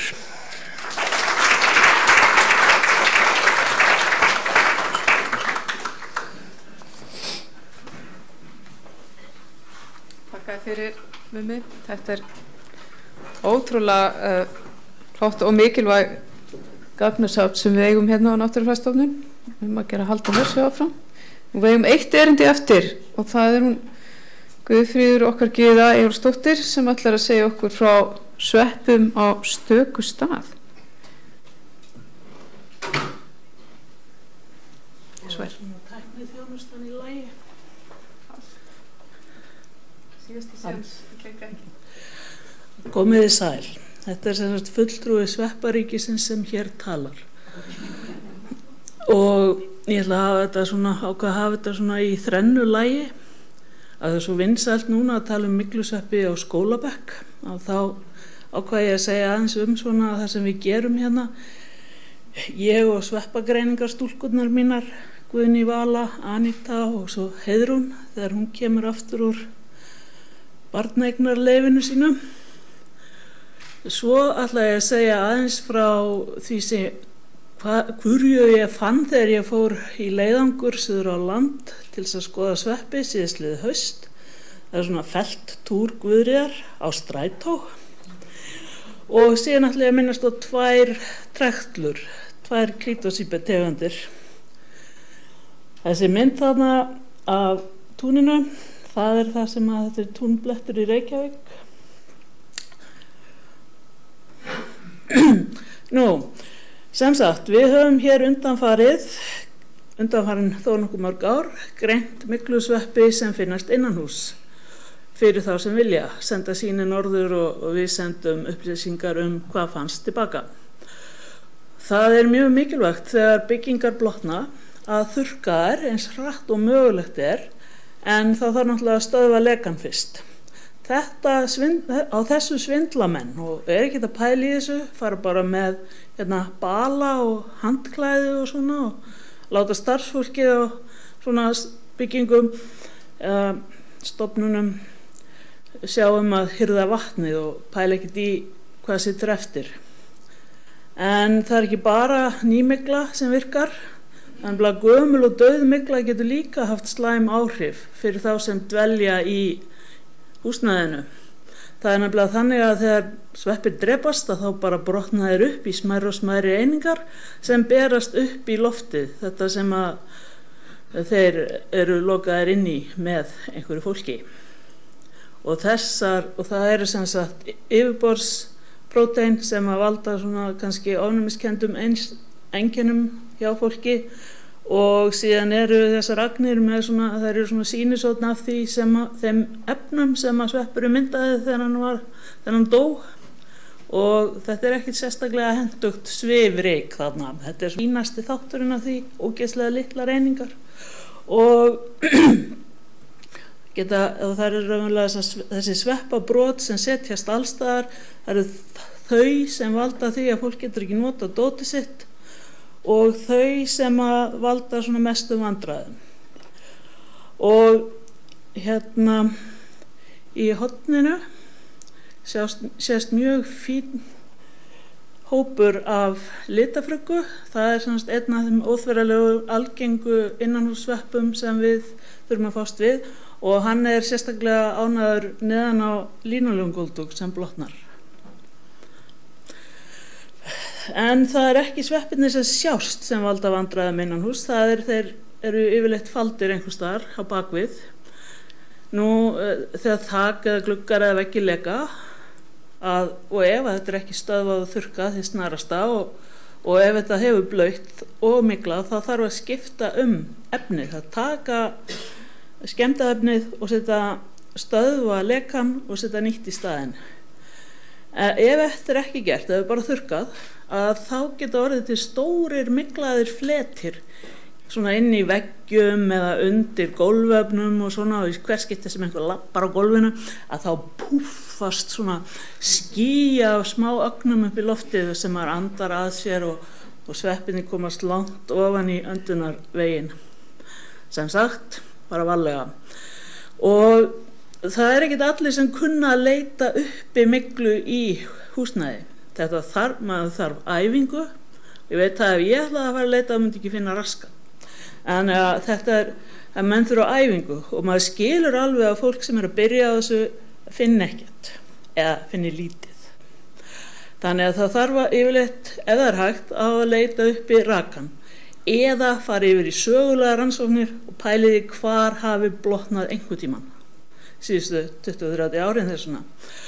Og ef ekkert finnst svoleiðis, þá má prófa að taka sýni úr lofti eða af ryki og leita að grófum þekktra innanhússveppa, og ef maður finnur svoleiðis, þá reiknar maður með því að það sé mygla einhvers staðar í rýminu og ástæða til þess að leita ennþá betur þangað til hún finnst. Og þarna eru sýndir nokkrir skólar, grunnskólinn á Ísafirði, Fossvogsskóli og Vörðuskóli, sem hafa nýlega þurft að fara út í víðtækar breytingar á húsnæði og loka starfseminni í bili. En sveppirnir eru alls ekki einir, það eru fullt af bakteríum með og svo eru smádýr. Og það sést stundum að það eru bara alveg hópar af mítlum eða mordýrum sem eru að þvælast svona sérstaklega eftir að skyggja tekur svæðið þar sem er bleita eða mygla og raki. Þannig að þessi flotti guli hringur, það var utanum svona rauðbrúnan harðskelja mítil sem að ég tók mynd af meðan hann gekk framhjá. Þetta er ekki alltaf jafn auðvelt að taka myndir af þeim. Og þetta þarna neðsta hérna, þetta er svona smádýra skítur. Fólk hefur kannski haldið að þessi smádýr væri svona eitthvað á við mýs. Nei, þessi sjást eiginlega varla nema að þau hreyfa sig og maður er svona alveg hérna niður með augun við þau. En þetta er séð svona í gegnum vísjá og þá sér maður bara ljómandi vel. Þarna séu þau dauða mítil og leifar af mordýri og þarna út að enda, það er svona kúkur sem er farin að spíra. Þetta er tekið í smásjá og það sést hvernig svona sveppþræðirnir liggja út frá upprunanum, þannig að kúkurinn að hann er fullur af grófum og svona bútum á sveppþræðum og það er alltaf eitthvað sem lifir af ferðina í gegnum meltingaveginn og þetta er sem sagt dreifi aðferð þeirra. Fyrir utan það að sumir sveppir klína grófum og öðru slíku á smádýrið og nota það til þess að flytja burtu afkomendur sína. Nú, við erum svona aðalega að hugsa ryksýni. Það er ekkert öll gróf sem að birtast í ryksýnum vegna þess að það fer eftir í hvaða dreifingaraðferð sveppirnir nota. Sumir nota loftstrauma eins og penicillium og kladsporum í efra horninu. Þeir myndu sjást í rykinu en Monodictis putredinis, hann gerir svo stór gróf eins og sést greinilega á þessum myndum að þau myndi ekkert fara neitt langt, ekkert fljúa. Og svartmyglan, stakkibótur í horni, svörtu dílarnir, það eru svona klumpar af samanlímdum grófum og svartmygla fer ekkert á flug fyrir en bara hún deyr og þornar og brotnar upp. Þannig að maður býst ekkert við miklu af svartmyglu í ryksýnum jafnvel þó hún sé til staðar. Þannig að neikvætt svar að það er ekkert endilega þannig að það sé engin sveppur. Maður bara finnur þá ekki í þessu.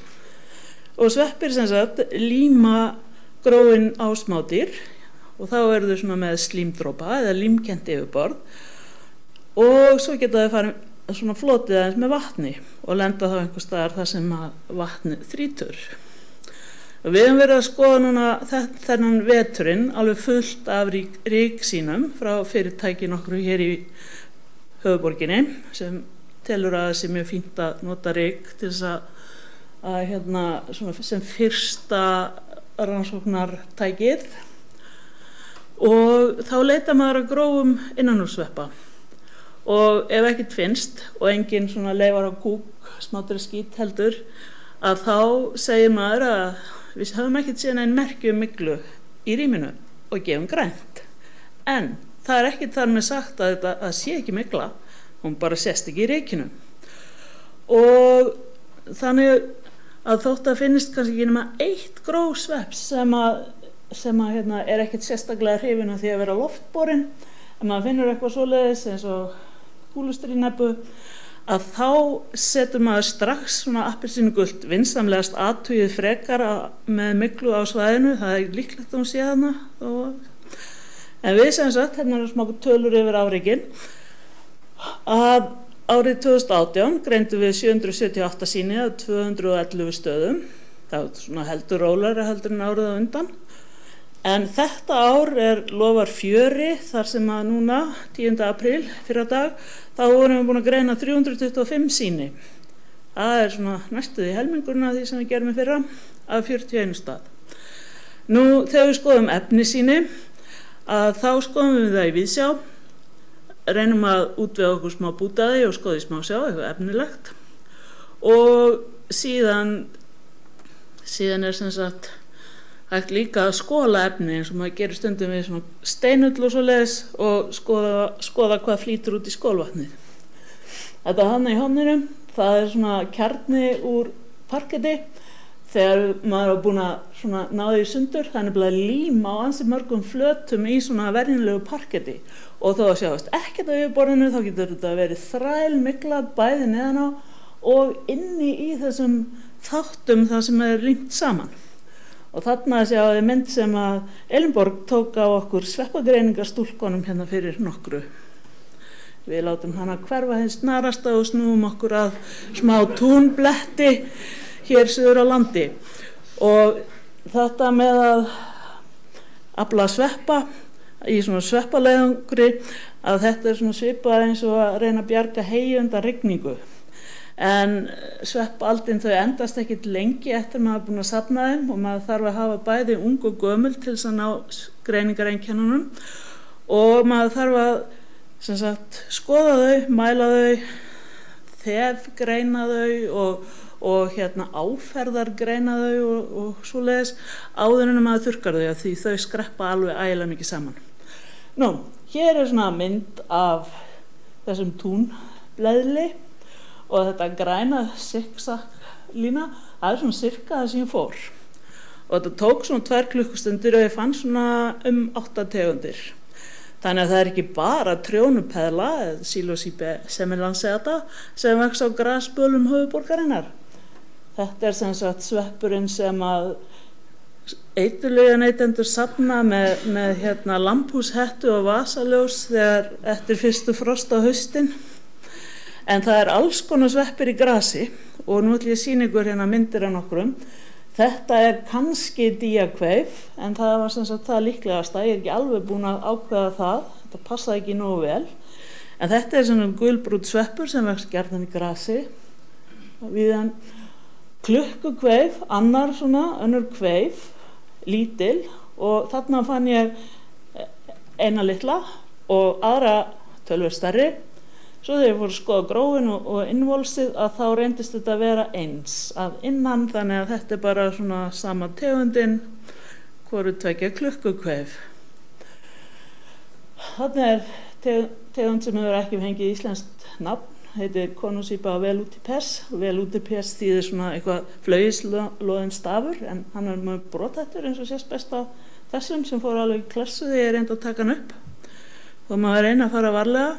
Þessi svona allt tíður í graslendi og hér svona taðsveppur, hann var nálægt gæsaskít, það gæs sem að sér beitin af þessum túnbleðli og hér ein ógreind roðla, sveppurinn var það gamall að það þýddi ekki að hafa hann sem sýni og honum var hent eftir að hafa verið svona skoðaður lauslega. Síðan koma svona voðalega fínir vaxkendir sveppir, annars vegar snæhnúa sem ég glemdi að taka mynd af en það rosalega algengur rjómagulur sveppur sem kemur í massavís á haustin og annar rosalega algengur gulltoppa, Hygrocybe conica en hann ef maður káfar svona illilega á honum eða hann verður gamall að þá var hann svartur þannig að skipta úr gulu yfir í svart, það svona dálítið villandi fyrir þá sem byrja í bransanum. En þessi hérna, keilutoppa, Hygrocybe acutoconica, að hann skiptir ekki lit, hann verður bara kannski aðeins fölnar eins og þessi þarna sem lengst upp, hann verður svona fölgrár af elli en hann verður ekki svartur. En þetta líka algengur í graslandi. Heldur þið getið ímyndað ykkur eða labbið í svona grasi að það væri svona mikið af sveppum? en þetta bara svona óskup venjulegt gras hérna á höfuðborgarsvæðinu. Ég á hins vegar mynd sem að Eiríkur Jensson tók við Höfða fyrir þó mörgum árum, þar sem trjónupeðla sést í úrvali. Það er lókislega fyndið mynd. Svo ætla ég að segja hérna frá nýjum svepp sem ég fann. Það er hérna á myndinni af vinnuborðinu mínu sem ég setti upp í eldhúsi dóttur minnar meðan ég var í þessu ferðalagi. En það er þannig að ég er alveg viss að í Hafnarskógi er rosalega mikið af serkjum eða amanýtategundum. Ég fann held ég 3 mismunandi á smá bletti fyrir mörgum árum. En ég hef hins vegar alveg mistekist að sanna það og ég fór þannig í svona skoðunarleiðangur og þannig 7. september og þá fann ég einn þegar ég var alveg að vera búinn og var að fara heim aftur. Við hliðina á honum var svona dularfullu sveppur sem ég hélt að vera róðla en reyndist vera alveg glæni tegund fyrir landið sem ég hef skilið strax strengjatrektlu í stíl við nafnið sem heitir Clitocybe strigosa en í stað fyrir róðlur eru með bleikt grótuft, þessi var með hvítt þannig að uppruna tilgáta mín fór alveg fyrir lítið. En hins vegar þessa gráu mynd þarna fyrir miðju að þar eru svona eins og skeggdrasl á stafnum þannig neðst og það eru þessi sveppþráðastrengir sem að sveppurinn kendur við. Hann vex á kafi í mosa, hérna mynd af honum áður en ég fór neitt að eiga við hann mikið og hann vex í svona mosagróðri, þetta var í birkiskógi sem hallar, þetta er nefnilega Hafnarskógur er svona dálítið vindasamur staður og svo er líka þannig á honum er svona ljóst belti á mörkum fana og stafs og þarna taldi ég að ég væri bara komið og svo passaði gróðlögunin. Þannig að ég er búin að skrá þetta sem nýja tegund til landið. Og félagi hans í skógi Mosfells bæjarbúa í Hamrahlíð, hann óx í Grenilundi og ilmar af anís eða aníslykt og heitir ilmtrekla.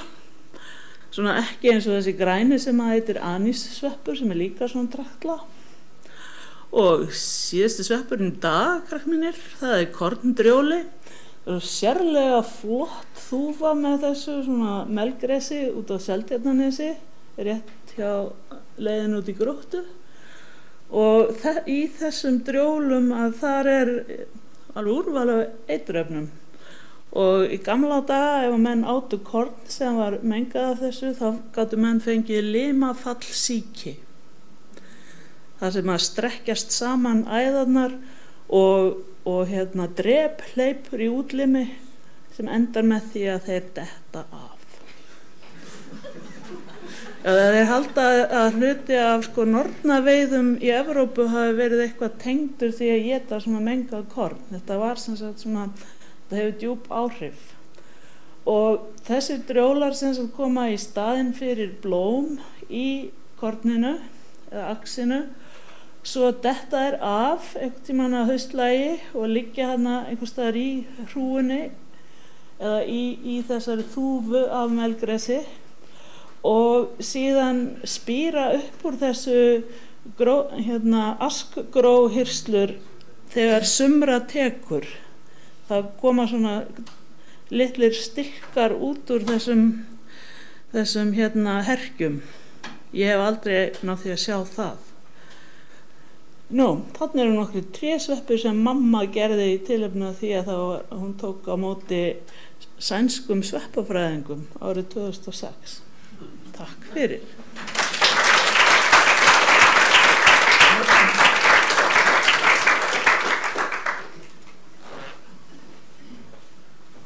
Ég segi nú bara ekki hætta. Þetta var stórkostlega skemmtilegt. Ég þakkaði fyrir viðfrýkiða. Sveppa flóran okkar, má maður segja það? Fungan? Ég sagði þetta viljandi. Fólk þolir ekki að heyra þetta, það er bara þannig fólk hérna inni. En ég veist það mjög gaman. Þá er erindum dagsins lokið. Það er mest á dagskrána sem ég veit ekki hvort ég finn með því að ýta hér. að það séu pláss fyrir umræður. Við erum náttúrulega rámt á eftir áætlun en samkvæmt dagskránni þá verðum við að opna fyrir pínu umræður ef einhver vill tjá sig málefni dagsins. Ég tel ekki upp í háatölu. Ef enginn umræðan þá ætla ég nú bara að bjóða forstjóranum okkur Jóni Gunnari að standa hér upp og mínu hlutverki þar með bara lokið og ég ætla eiginlega að færa fundarstjórnina yfir til hans. Gjör svo vel, Jón Gunnar.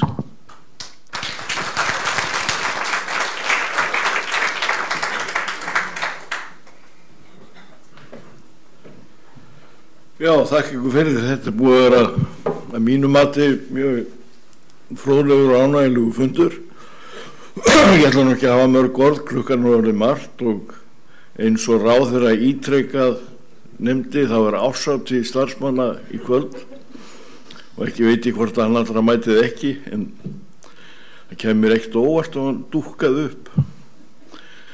En ég ætla nú að byrja því að þakka Ester kærlega fyrir fundarstjórnina og ykkur öllum fyrir að koma og sitja og hlusta á þessi fróðlegu og forvitnilegu erindi og segi þar með fundin slitið. Takk fyrir.